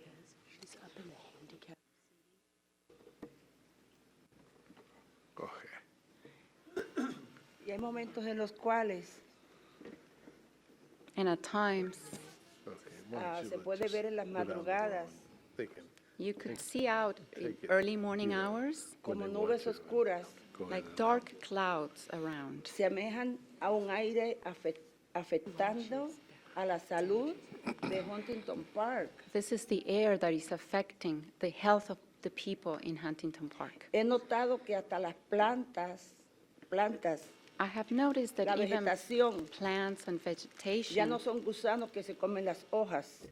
it's not just worms eating up the leaves. Es el aire tan contaminado It's the air that is so contaminated, que está pudriendo y quemando las hojas de las plantas. that is rotting and burning the leaves of the plants. Puede que llegue un tiempo en que ya no tengamos árboles. There might be a time when there are no trees anymore. Precioso es el que vive fuera de esa área, It's beautiful if you live outside that area. pero nosotros, los que estamos viviendo en Maywood, Huntington Park, Bell, But estamos those of us that live in Maywood, Huntington Park, and Bell, estamos siendo muy afectados, estamos respirando ese aire malo. we are very badly affected because we're breathing that bad air. Y los que viven retirados Those of you that live farther en los away, lugares de ricos, por decir, ¿verdad? where rich people live, if I may say so, Nosotros estamos oliendo ese aire y ellos están felices, we are sin smelling herir a nadie. that kind of air, and they are happy. I don't want to hurt anybody. Sucede, tengo mis dos nietas, tengo mis tres hijos, I have 2 granddaughters. I have Todos 3 tienen children. asma. They all suffer from asthma. esto es un peligro y esto debe de cerrarse. This Ya is no deben a estar, danger. This needs to be closed ya no down. deben estar buscando 00.3, 442 más 3. No, This, debe ser cerrado. this does not need to Close. meet a 0, Cerrarse. 0.3, Cerrarse. 3.5, 3 plus 5. This needs to be closed down. Right, 0.0. Cero está bien, y es que cierren. Yes, Zero thank you is for your okay, testimony. and they Your should time close is it up, down. but we got the point. We got the point. We got the Muchas point. Thank you. gracias y De que Dios nada. los bendiga. Thank you very much, and may God bless you. God, I hope he does. Roberto? Because you were such a kind person, we're going to give you the whole time. Excuse me? Thank you. My name is Roberto Cabrales, Cabrales. I'm with Communities for a Better Environment. I'm the Southeast Los Angeles Community Organizer with CBE, and I'm happy to see the presentation and the recommendation. Like I said earlier, CBE commends staff and the board for presenting this resolution and for the proposed amendment of the rule. I too live in Huntington Park, and I represent and I work in the community of Huntington Park with adult residents who are long-time residents and are fighters of their community on many different spectrums, and specifically in the environment. I saw earlier a few workers coming from Cometco, and I'm happy to hear that they are actually, following the rules and implementing technologies. I don't see any Excite workers here talking about what they've been doing, because even as they were closed, they were actually in violation in the last couple of weeks. So I think it's concerning to us that, we've been hearing about Excite for a number of years, that they've been in violation of numerous rules. So I think the community of the Southeast and East LA and Boyle Heights are sick and tired of hearing about Excite not following the rules. It's sickening that, they continue to fight and spend a lot of resources in fighting each and every attempt of this board and other agencies mandating them to actually follow the rules. I think it's approximately in their bankruptcy filings that they've spent about $20,000 on attorney's fees, and that's not including other attorney's fees that they've spent. So we're here to support this amendment, rule change, and then also the resolution. But we also would like to see that the AQMD has a better communication with the Department of Toxic Substances Control to make sure that they also can hold them accountable. We talk about holding ARB to the ground to ensure that these rules are implemented to reduce pollution. We're very happy to see the results of knowing that air pollution has been reduced in the basin, but it's our responsibility in the South Coast Basin to hold the ones that we have in our area accountable. And as air quality has improved in Southern California, we know that there's still hot spots in our communities, and we have concentrations that we have to address, and Excite is just one of them. So we thank you very much for this proposed amendment and rule change, and we definitely support it, and we thank the board and staff for this. Thank you. Thank you very much for your testimony. Teresa Marquez is going to testify from up there. So would you like to, have they got your microphone up there? Can you hear me? I hear you just fine. Okay. My name is Teresa Marcus, and I'm from Boyle Heights, born and raised in Boyle Heights. And I was hearing the stories about the old times cars and so on in the USC study. Well, I'll tell you, when I went to school, I remember the smog alerts in LA, and that told us to stay away or go inside because the smog was so bad and it was unhealthy. We don't have those alerts anymore. And Excite definitely doesn't have the alerts, but yet our children, ourselves, have been sick, and we didn't know why we were getting sick. I suffer of what they call asthmatic attacks if I spend too much time outside, and that is caused by high pollution areas. And I didn't get that until I retired and stayed in Boyle Heights a little bit longer than I did when I worked. But I'll tell you, the USC study in regards to air quality in children's lungs that just came out, and if you look at the studies and where they are, they're not in Boyle Heights, and I don't blame them. They're not going to do them in Boyle Heights because that's a different study that they would need to do. The other thing that you might want to look at the studies at USC as to how much increase of heart disease because of air pollution. So that kind of, you could breathe now, but your heart's stopping, according to USC, in regards to pollution. Now I'm going to tell you something about my family. I have 3 grandchildren, and they lived in Boyle Heights. When they were born, they lived in Boyle Heights. About 8 years ago, they moved out. When they lived in Boyle Heights, they had to walk around with a backpack with air filters and inhalers and medication and so on. And so many times we had to take them to emergency because they couldn't breathe. We thought it was allergies and everything else. We never thought it was Excite per se. And I'll tell you, since they moved out 8 years ago, when they first moved out to Sandpoint, Idaho, they called me a month later and said, "Grandma, we could breathe now like everybody else. We don't wake up in the middle of the night gasping for air. We haven't gone to emergency in a month since we've been here. That tells you the solution that we have in Boyle Heights is serious, and it's not the Southern California air that we're breathing, it's Exide air, and we need to stop that. We need to look at this type of polluters that are so damaging, and it's not just lead, it's lead, arsenic, and benzene. And our children, our air quality is so bad that I have to spend $10,000 in my house to have an air control system. Now, how many people in our community can do that? This is civil rights now, that our community of Latinos, low income, are not being taken care of. And no, we cannot compare our air quality to Southern California. We need to compare it to the immediate epicenter of the 11 cities that are being affected.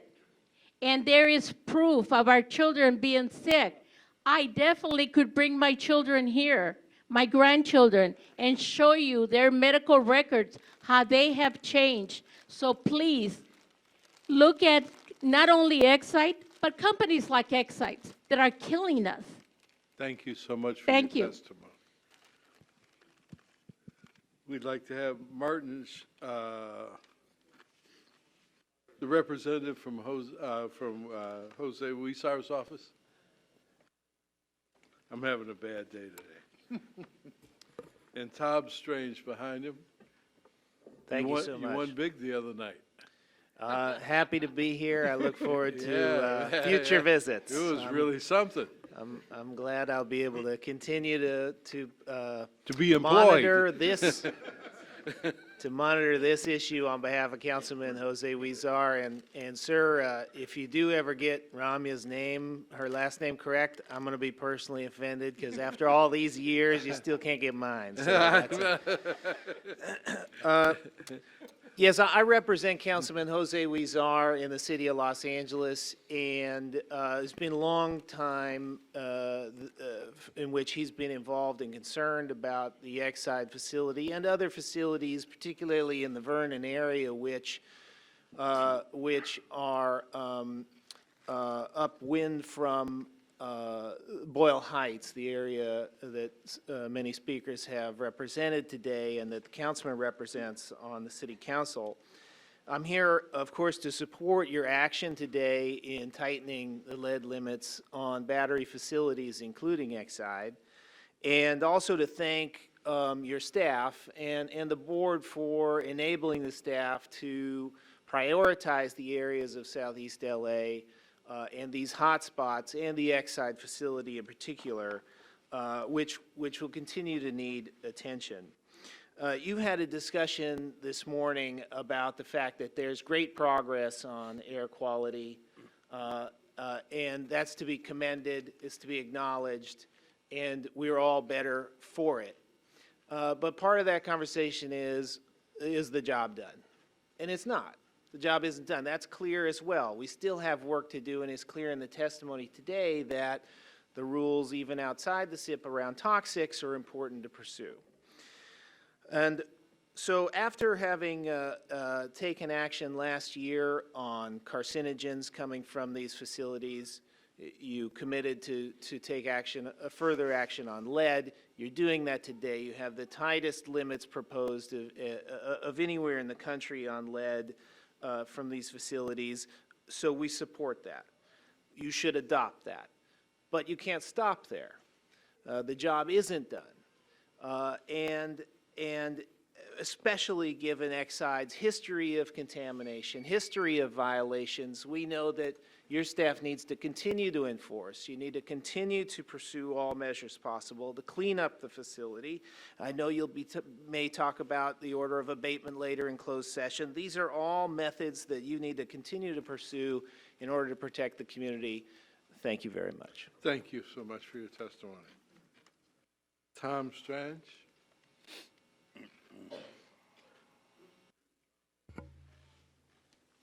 Coming behind him would be Rebecca Velasquez. Good morning, and thanks for the opportunity to speak to you this morning. I'm Tom Strang, Vice President of Environmental Health and Safety for Exide.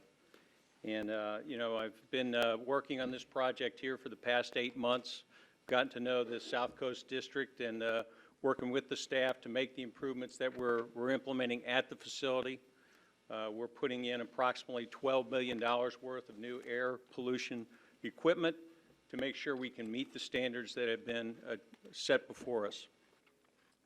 We do support the new rule proposal and the reduction of 50% on the stack emissions.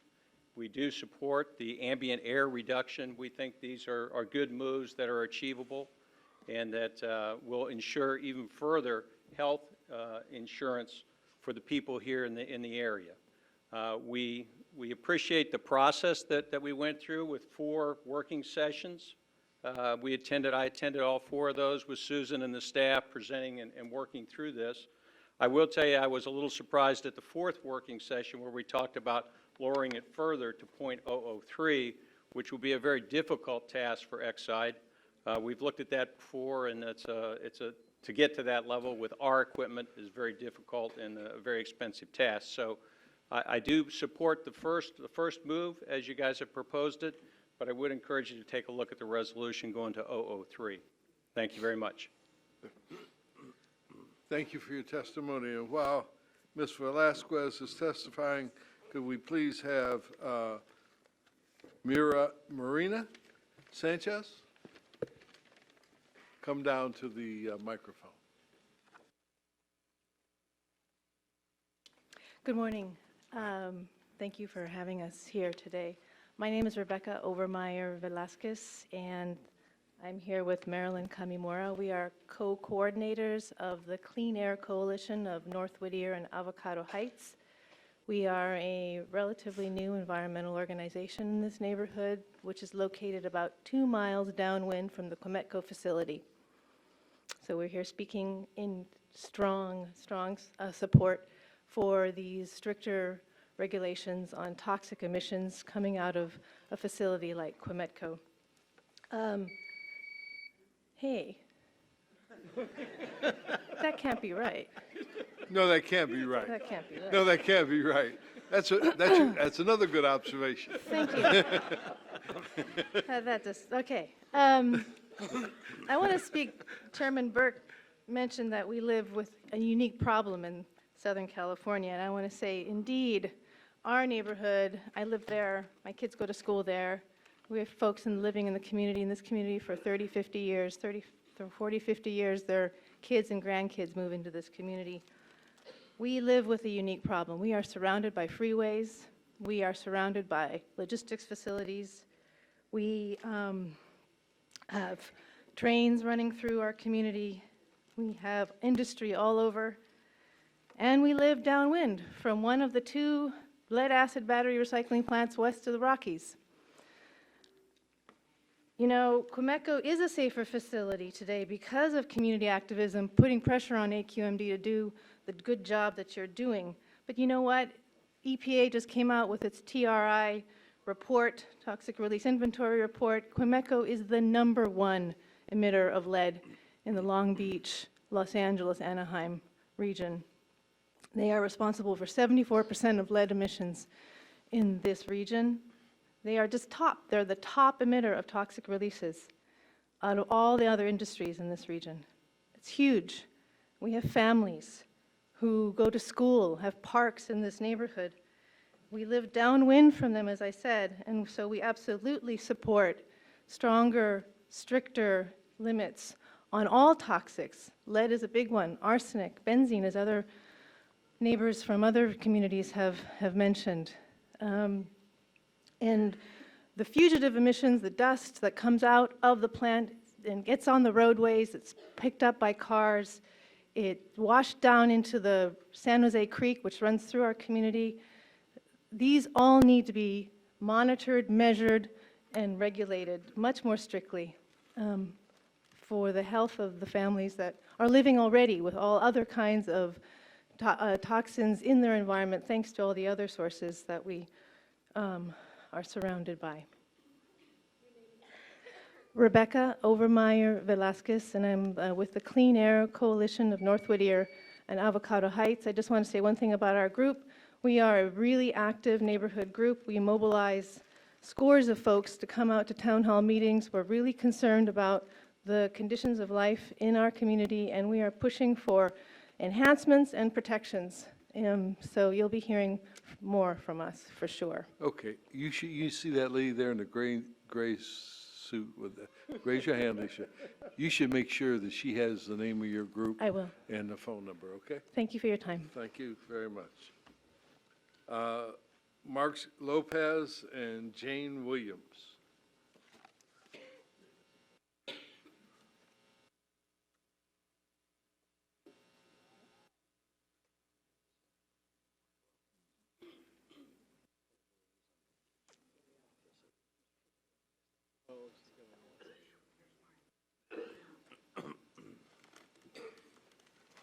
Where did this come from?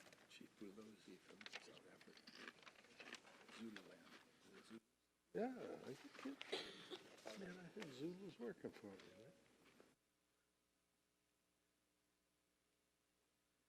me. Hi, my name is Mark Lopez. This is my daughter Luna, who just turned 1 on Tuesday, and my daughter Chole, who just turned 3 2 weeks ago. They're not political theater props. We have limited childcare. But I saw them running across up there. They were giving you all you could handle. Definitely. And so I think, my family's been living on the east side for 4 generations. This is the 4th generation here. Born and raised on the east side. Oh, sorry. Is that not safe? Is that SCAQMD certifying that's not safe? Okay. And so my grandparents helped found the Mothers of East LA, Santa Isabel, and in the 90s, they were trying to get Exide cleaned up. And that didn't quite work out, right? And I came on board with East Yard Communities for Environmental Justice. I'm now the director there, and we're continuing that fight. We've been fighting this fight for years. I think, in the 90s or maybe even a decade ago, we might have been more interested in reduction in contamination coming from Exide, but I think to hear Exide say that they're not sure if they can reach 0.003, while Cometco is already there, if not already there, can achieve it, I would like to say it's pouring salt in the wound, but we know what they're pouring is a lot worse. And so I think unequivocally we're in a place where we want Exide shut down. That's the ultimate for us. So I understand that's not what's in front of the board now, and I don't know if that will ever be in front of the board, but I think as you all work with DTSC to determine whether they should get a permit or not, we hope you're a strong advocate for us in that regard. It's really amazing that you just stepped to the microphone. Just 2 seconds before you stepped to the microphone, I was having a conversation with Supervisor Antonovich, and I was saying that my board assistant 10 years ago was working with, and I have no clue if it was your mother's group or not, was working with a group in East LA about Exide. And it was just 2 seconds before you stood up. It's just amazing. Well, hopefully they don't have to come back in 10 years, yeah, right. 10 years right. from now. No, I and have guarantee to you they testify, won't. right? They won't, I promise. Thank you. Jane Williams. And also Arizola.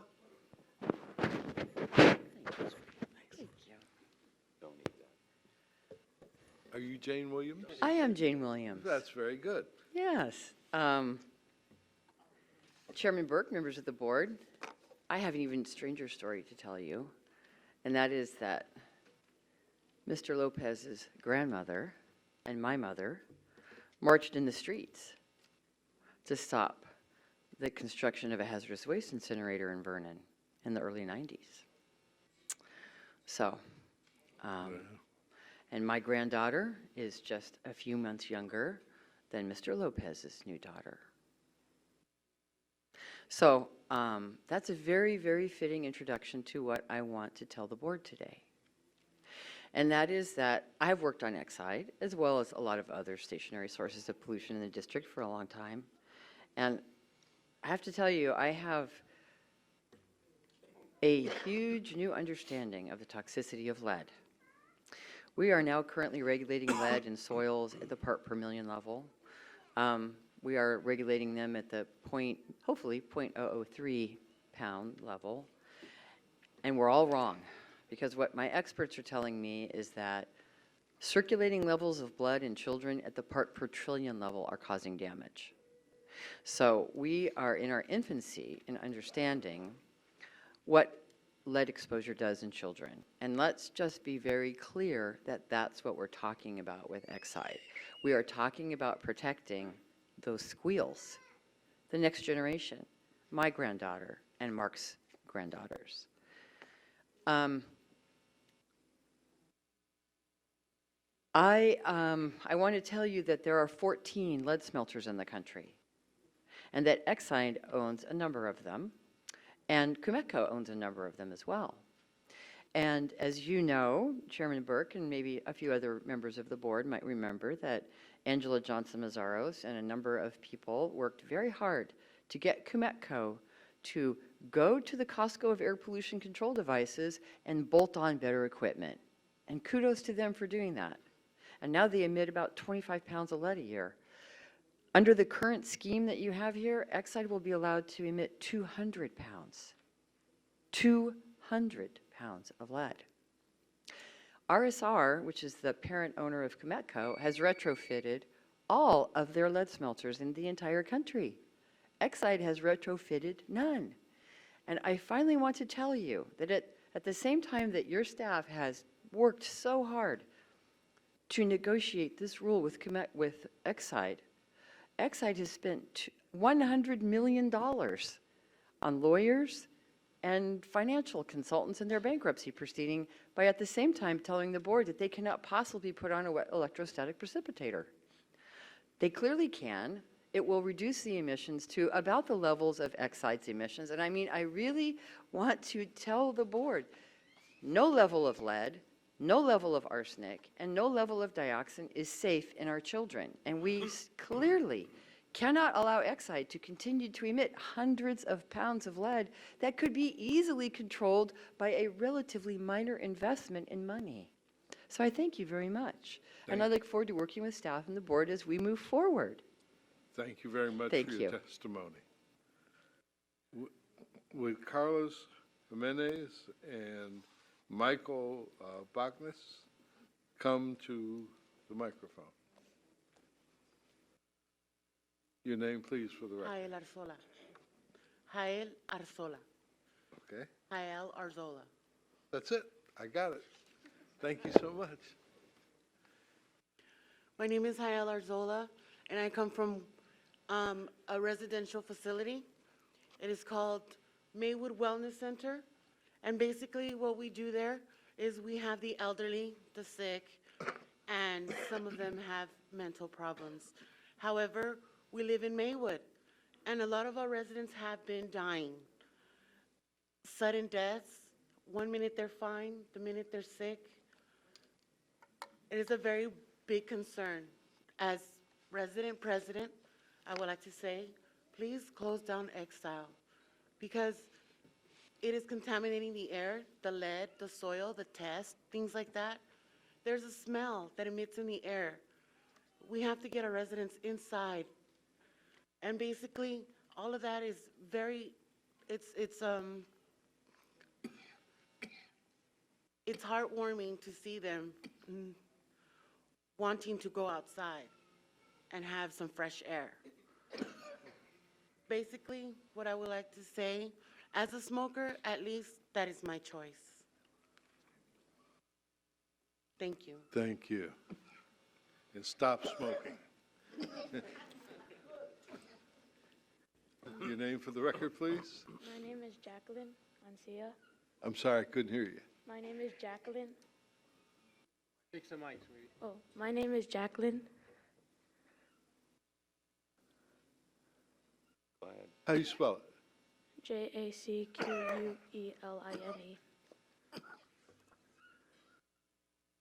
Why don't you just go ahead and speak? Okay. Well, me and my brother have asthma, and my mom, like most of the times, have you ever heard of the excuse that you can't go outside because of the air instead of rainy days?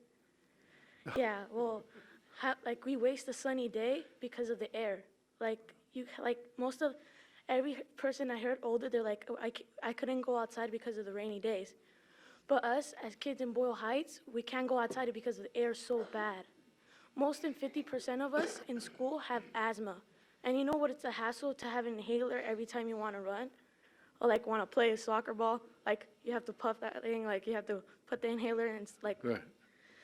yeah, and it's kind of hard, like almost like when some of us misses an inhaler, we ask another kid, do you have an inhaler? Almost every kid will say, I have an inhaler too.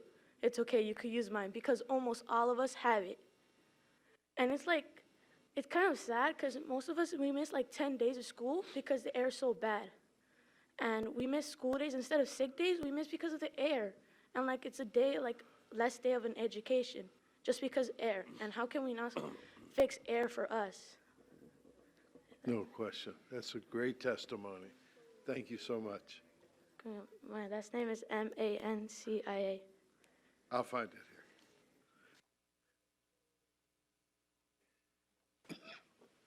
here. Your name for the record? My name is Carlos Jimenez. Yeah, I got it. Thank you. I'm a resident of Maywood, and it's a city that's right next to Vernon. So the pollution that happens in Vernon goes over to Maywood. But what I would like to express is that I'm in favor of tighter regulations to reduce lead emissions. And I would also recommend for Exide to install the WET system. Anything that reduces lead emissions would be very helpful, and I appreciate any efforts to do that. And thank you for your time. Thank you very much. Now, I have 3 cards of people that I've called their names and they haven't come down to speak. I'm going to call them again because I want to make sure that they get. I think I'm one of them. You may be one. What's your name, sir? Michael Buckhands. You're one. Fantastic. On time. Chairman Burke, members of the board, I'm Michael Buckhands. I'm representing Quemeco today, and I would like to thank the board as well as the staff for this latest increment of progress with respect to Rule 1420.1. We're very appreciative of the lowering of the ambient lead standards and support that concept, and we also support the concept of daily monitoring that's in the rule before you today, which we've supported since the onset of the 1420.1 rulemaking. We recognize there's more work to do. We support the resolution calling for the staff to come back to you in 6 months for a .003 pound per hour lead emission rate, and appreciate you coming back to this issue once again to revisit that issue. We continue to look forward to working with you and the staff on that and getting some additional increments of progress. Thank you for your time. Thank you very much. Now, I have 2 cards I'm going to call the names of. One is Mark Lopez. Is Mark here? He did? He had the kids. Oh, great. That's the kids. And Marina Sanchez of Southgate. Did you? Then I'm sorry I missed the cards. That concludes our testimony on this issue, and it closes the public hearing. To the board for comment.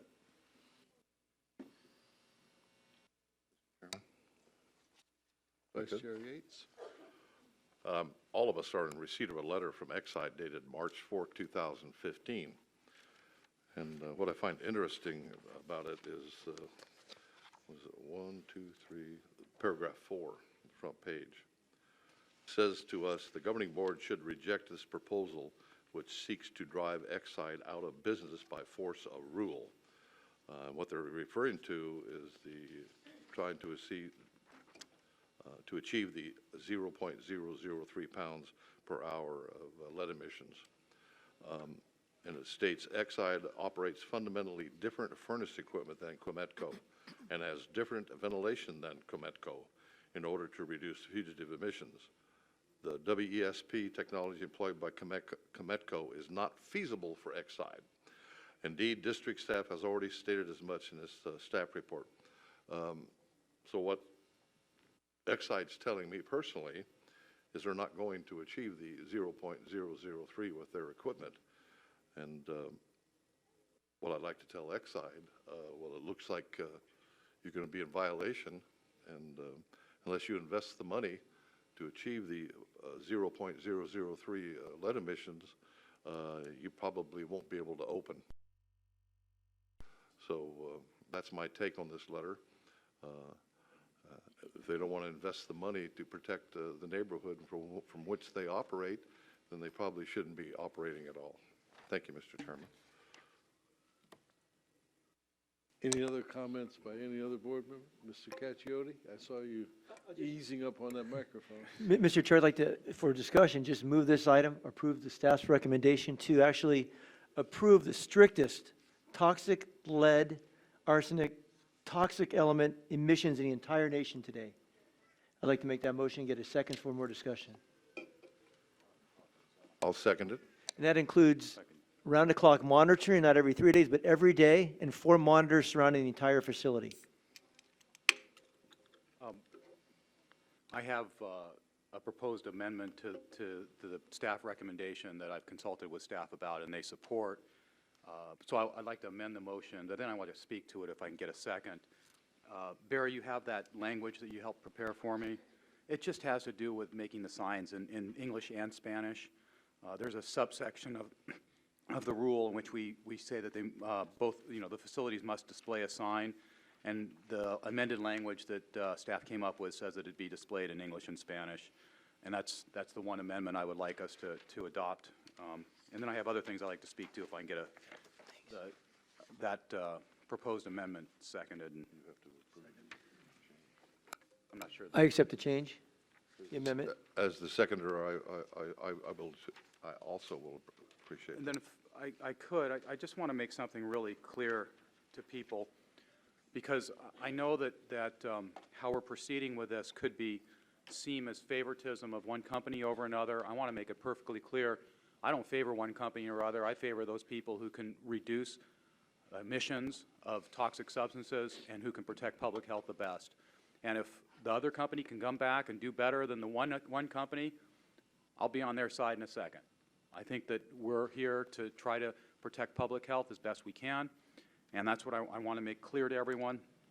I do believe that staff's position was mischaracterized in that I also saw staff referencing that they thought it was possible to install wet electrostatic precipitators at Exide, and I would help to have some clarification from staff on that. Other than that, the Spanish language signs I think would be an improvement. Thank you.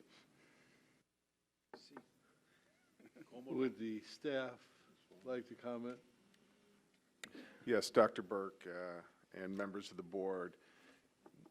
As the board is aware, Exide is in the process of implementing a number of pollution controls pursuant to the existing rule, a risk reduction plan that was required under another one of our rules, and the hearing board order.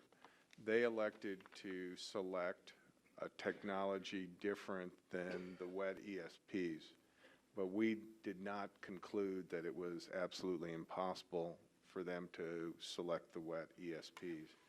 I do want to point out that the one witness that we had representing the company, his words as I heard him was, it would be difficult. He didn't say impossible. And so when the new equipment, because they're putting in a different type of scrubber, when the new scrubbers go in and the other equipment, the question will be, at what level will their lead emissions be, and then what could be done in addition to that potentially to get to a 003. And what the staff would do under the resolution language is bring back to the board a full regulatory package that would contain the appropriate analysis.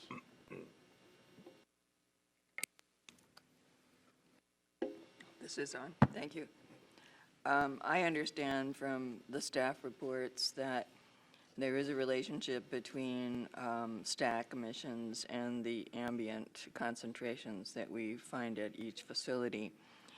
And I think what I would like to see within the 6-month period when we come back to look at the .003 is how those two have interacted, and whether we are achieving a correct ambient level, even with higher stack emissions than .003. And I know we have been comparing the operations at Exide with those at Quemetco, and how each of those, the point source and the ambient emissions, are related to one another. So I'd be interested in hearing from staff on that issue when you come back to us later with proposals for .003. Thank you. Any further discussion? I'm sorry, Supervisor Nelson? Thank you, Chairman Burke. And my question's really just this. If the true issue is the public health, and we're not going to favor one over the other, then are we choosing a technology that one has and the other doesn't, versus just saying, you know what, the standard should be 0, and let them both figure out how to get there? But we're not doing that. We've actually just chosen a standard that the more aggressive of the two has already met, evidently.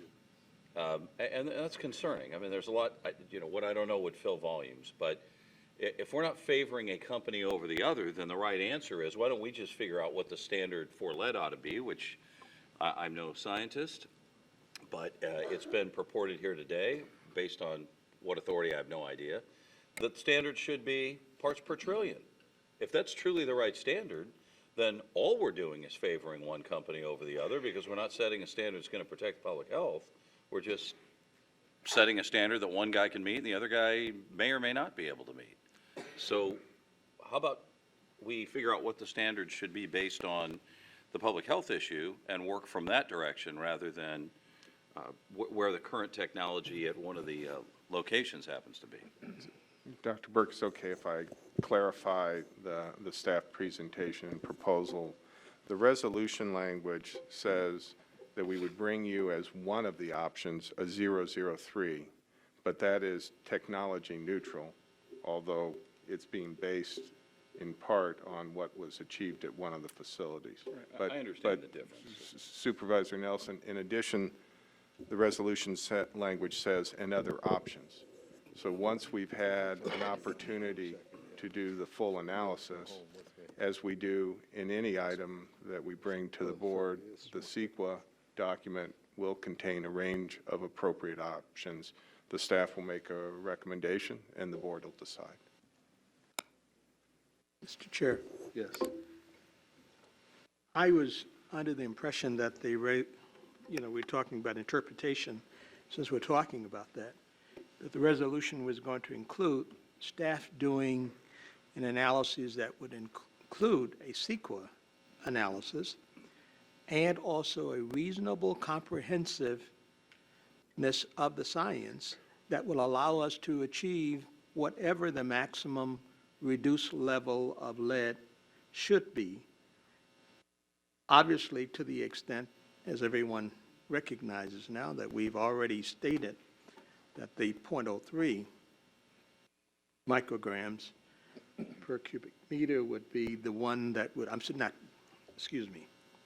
the number of pounds of, that we would be allowed to be emitted is one of the proven options that is scientifically reasonably achievable. But as Supervisor Nelson stated, it may be such that we may find that through this analysis, there's something that is even lower. And I think that is a very cogent point, that we should be presenting to the public what we have found through our independent analysis, and not just based upon what one company has achieved versus that of another. If it's lower, then that's what we should be presenting I think that's what staff should be presenting to the board. Mr. Chair, and this question may be for Dr. Ospital too. Earlier, some people weren't here earlier, but we discussed the new guidelines imposed by the State Office of Environmental Health Hazard Assessment, OEHA, and how they've determined, based on new calculations, that the health risk assessments to all of us, well, mainly the youth, are significantly 300 to 600% higher. Dr. Ospital, how does that, and I'm reading in here, in the whereas is in our resolution, that it says the Office of Emergency Health Hazard Assessment has determined that lead, all these are toxic contaminants. I haven't seen any new guidelines. How does this impact us in our efforts to reduce the levels of lead and arsenic in the air and the fugitive dust? So the current standard for lead in the air is based on neurotoxicities, based on cognitive deficits in children, lowering of IQs. With the new OEHA guidelines relate to how you estimate cancer risk. So it's a different endpoint. So the new guidelines that OEHA is coming out won't affect the lead standard. They will, however, affect the cancer risk that you would calculate for lead emissions and as you also point out, for arsenic emissions. So those would go up. Benzene and 1,3-butadiene, thank you, Dr. Wallerstein, also toxics are emitted, and those risks estimates would go up. So when this comes back to us, you'll assess that in the report? Yes. Thanks, Mr. Chair, if I may. Yes. If I may, I just want to make sure that people are aware that in the staff report, there is a conversation in the beginning about the health effects of lead and also a summary of a document that the EPA prepared when they studied this issue of the toxicity of lead. And the last sentence of those paragraphs says the report further states that there is no level of lead exposure that can yet be identified with confidence as clearly not being associated with some risk of deleterious health effects. So they're being cautious not to say there is no such thing as a safe level, but basically what they're saying is, as far as we can tell, there's no such thing as a safe level, and that's where the science has led us so far. So I think we should all be clear of where we're coming from and why, when people come and say there should be no exposure to lead, they have a valid point. Mr. Chairman? Yes. As the new person, of course, this has been a bit overwhelming in the past months to try to get my hands around all of this. So I have some questions that I'm sure are going to seem a little stupid, but I don't mind asking them. I'm trying to figure out where the .003 number came from. I'm trying to figure out when the board gave direction that that be in the staff recommendation. I'm trying to figure out why 6 months is magic. Doesn't this board have the ability to bring any of our rules back before us whenever we decide there's something to consider or whenever the evidence indicates there needs to be a change? And fourth, if the will of the board is .003, why are there these other numbers today? I mean, if we're saying it's .003 in 6 months, then that's it today. It's .003 for all intents and purposes. So why that language in that way, and how did this procedurally get to this point? I tried to follow it in the minutes, and it's just not very clear. Okay. We'll get you an answer from staff. Yes, Supervisor Quimeco has been discussing with the agency and as part of that with the governing board that in its view a .003 is achievable and that they are achieving that. And they asked the board on a number of occasions to consider that level. And the board has over time expressed a desire to be able to consider that. When we appeared before the board in January, following our normal procedure of going through a set hearing, the staff had prepared the amendments that are before you today for adoption, and the issue came back up about could a 003 be feasible and be implemented by all the facilities covered by this rule, in essence, Exide and Quemeco. And during that meeting, there was discussion about, do you delay off the entire rule while additional analyses are prepared that would allow the board to have all the technical analysis and CEQA documentation for a 003. And my recommendation to the board was neither company is objecting to the current amendments as you heard today. And the public knows, and the information in your package shows, that the amendments before you today provide health protection and are appropriate. And so we felt it was, at a staff level, that it was important to move forward with these amendments because we have all the proper legal documentation for the board's consideration, and that if the board wanted to consider 003, we had to prepare some additional analysis and CEQA documentation. And so in January, we were asked how quickly could the staff come back to the board with a 003, and our answer was we will, we won't try, but we will be back in 6 months, and that we would that we would move forward with the consideration today, then prepare all the analyses, including alternatives, and present it to the board in September. And so that's kind of how we got here today. Well, that's almost clear as mud. It sounds to me then, as Supervisor Nelson said, we don't have a health standard we're trying to apply today. We've taken one company that says we've gotten to below 0.003 and therefore everybody else should. If this board isn't comfortable with the recommendations that are being brought today, why aren't we just waiting until the science and the health standard is there and we vote on it all at this time? What's the point of doing something now and changing it in 6 months? Well, I also should mention as part of the background here that there has been sampling done adjacent to the facility, down the street from the facility, and in the community. And in fact, there is some cleanup of residential homes in the community due to high levels of lead in the soil. And so part of the concern that the staff is expressing is we have cumulative accumulation of lead over time.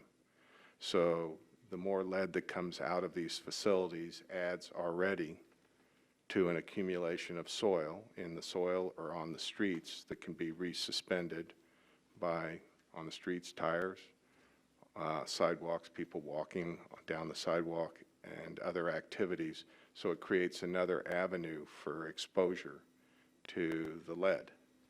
In addition, there isn't a value here where we wouldn't, and certainly we're not there yet, where we wouldn't be concerned about potential exposure to lead. So moving forward today allows both companies to start to put into place the actions that are necessary to meet with the changes in the ambient measurements and that threshold, additional housekeeping that will be done, and will help move along the process and provide additional environmental protection. Do we know, has Exide told us when they're going to be operational again?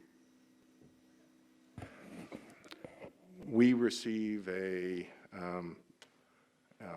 almost, I believe, a weekly report from Exide on how they are doing in implementing the conditions that are in the hearing board order. And some of the equipment is going in for the risk reduction plan, and some of the equipment's going in to meet the rules. They're moving along that process. The latest information we received from them was relative to the air pollution control requirements. that they might be able to be ready sometime in May or early June, as I understand it. But it isn't just a matter of the air requirements. They are subject to requirements by the Department of Toxic Substance Control. And so there's a number of things that they need to do for DTSC before they would be able to open. So we don't know when they'll be operational again, but it's entirely possible that our 6-month window runs before they even get operational and we see what their new technology and new equipment produces. That depends on how they work to resolve any issues that might be outstanding with DTSC, but the latest they submitted to us was that they would be operational in May or June. Thank you. Is there any further questions or comments by the board members? We have a motion and a second already. We have a motion and a second already. It was so long ago that nobody remembers? Call for the question? Okay. Can I have the clerk call the roll?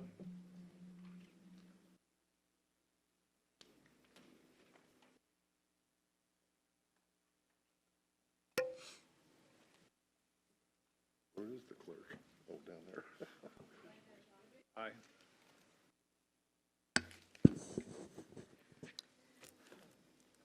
Mayor Benoit. Aye. Supervisor Benoit. Aye. Dr. Burke. Aye. Councilman Buscaino. Aye. Councilman Caccione. Yes. Dr. Liu. Aye. Councilwoman Mitchell. Yes. Supervisor Nelson. Yes. Dr. Parker. Excuse me. Supervisor Rutherford. No. And Mayor Yates. Yep. Motion passes 11-1. All right. Moving to item 29 and 30. Do we have staff reports on this that we could waive? Well, let me make one item real easy. Item 30, we're going to request that whole item be delayed 1 month while we make some clarifications to the staff report. And Mosen could wait. Mosen, I didn't mean to do that to you, man. I swear to God. So Mosen can waive, Mosen, you can waive your presentation. I'll move item 29. Second. We have a motion and a second on item 29. Good job, motion. Yeah, that was unbelievable, man. I think that's the best report I ever got from you. Is there any opposition to approving item 29? Hearing none, item 29 is passed. Do we have, I have no speakers cards for public comment. Can I get sent? No, you don't need a motion. Staff can pull it. Okay. Yeah. Mr. Chair, I'd like to move a motion to delay item 30 to a future meeting. I have the. You can do it, you can do it, Yeah, okay. I can do that. Can we go to, you send us the closed session? It is necessary for the board to recess the closed session pursuant to Government Code Section 54956.9A and 546.9D1 to confer with this council regarding pending litigation which has been initiated formally and to which the SCAQMD is a party. The actions are people of the state of California, XREL, SCAQMD versus Exide Technologies, Inc., Los Angeles, Supreme Court, case number BC 533528, in the matter of SCAQMD versus Exide Technologies, Inc., SCAQMD hearing board case number 3151-29. Exide Technologies, Inc., petition for variance, SCAQMD hearing board case number 3151-31. In re Exide Technologies, Inc., U.S. Bankruptcy Court for the District of Delaware, case number 13-11482, KGC bankruptcy case. Fastlane Transportation et al. Versus City of Los Angeles et al. Contra Costa County Superior Court case number MSN 14-0300. Petition for declaratory order by U.S. Environmental Protection Agency Surface Transportation Board, docket number FD 35803, Railroad Rules and SCAQMD versus STB et al.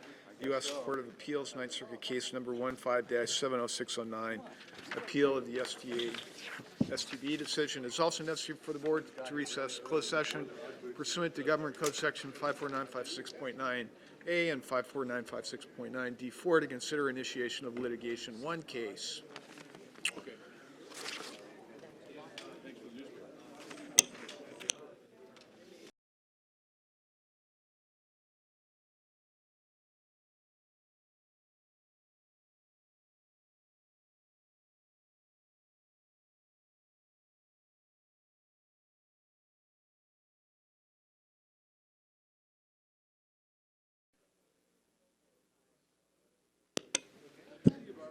A report of the reportable actions taken in closed session will be provided to the clerk of the board and made available to the public upon request. The meeting is adjourned.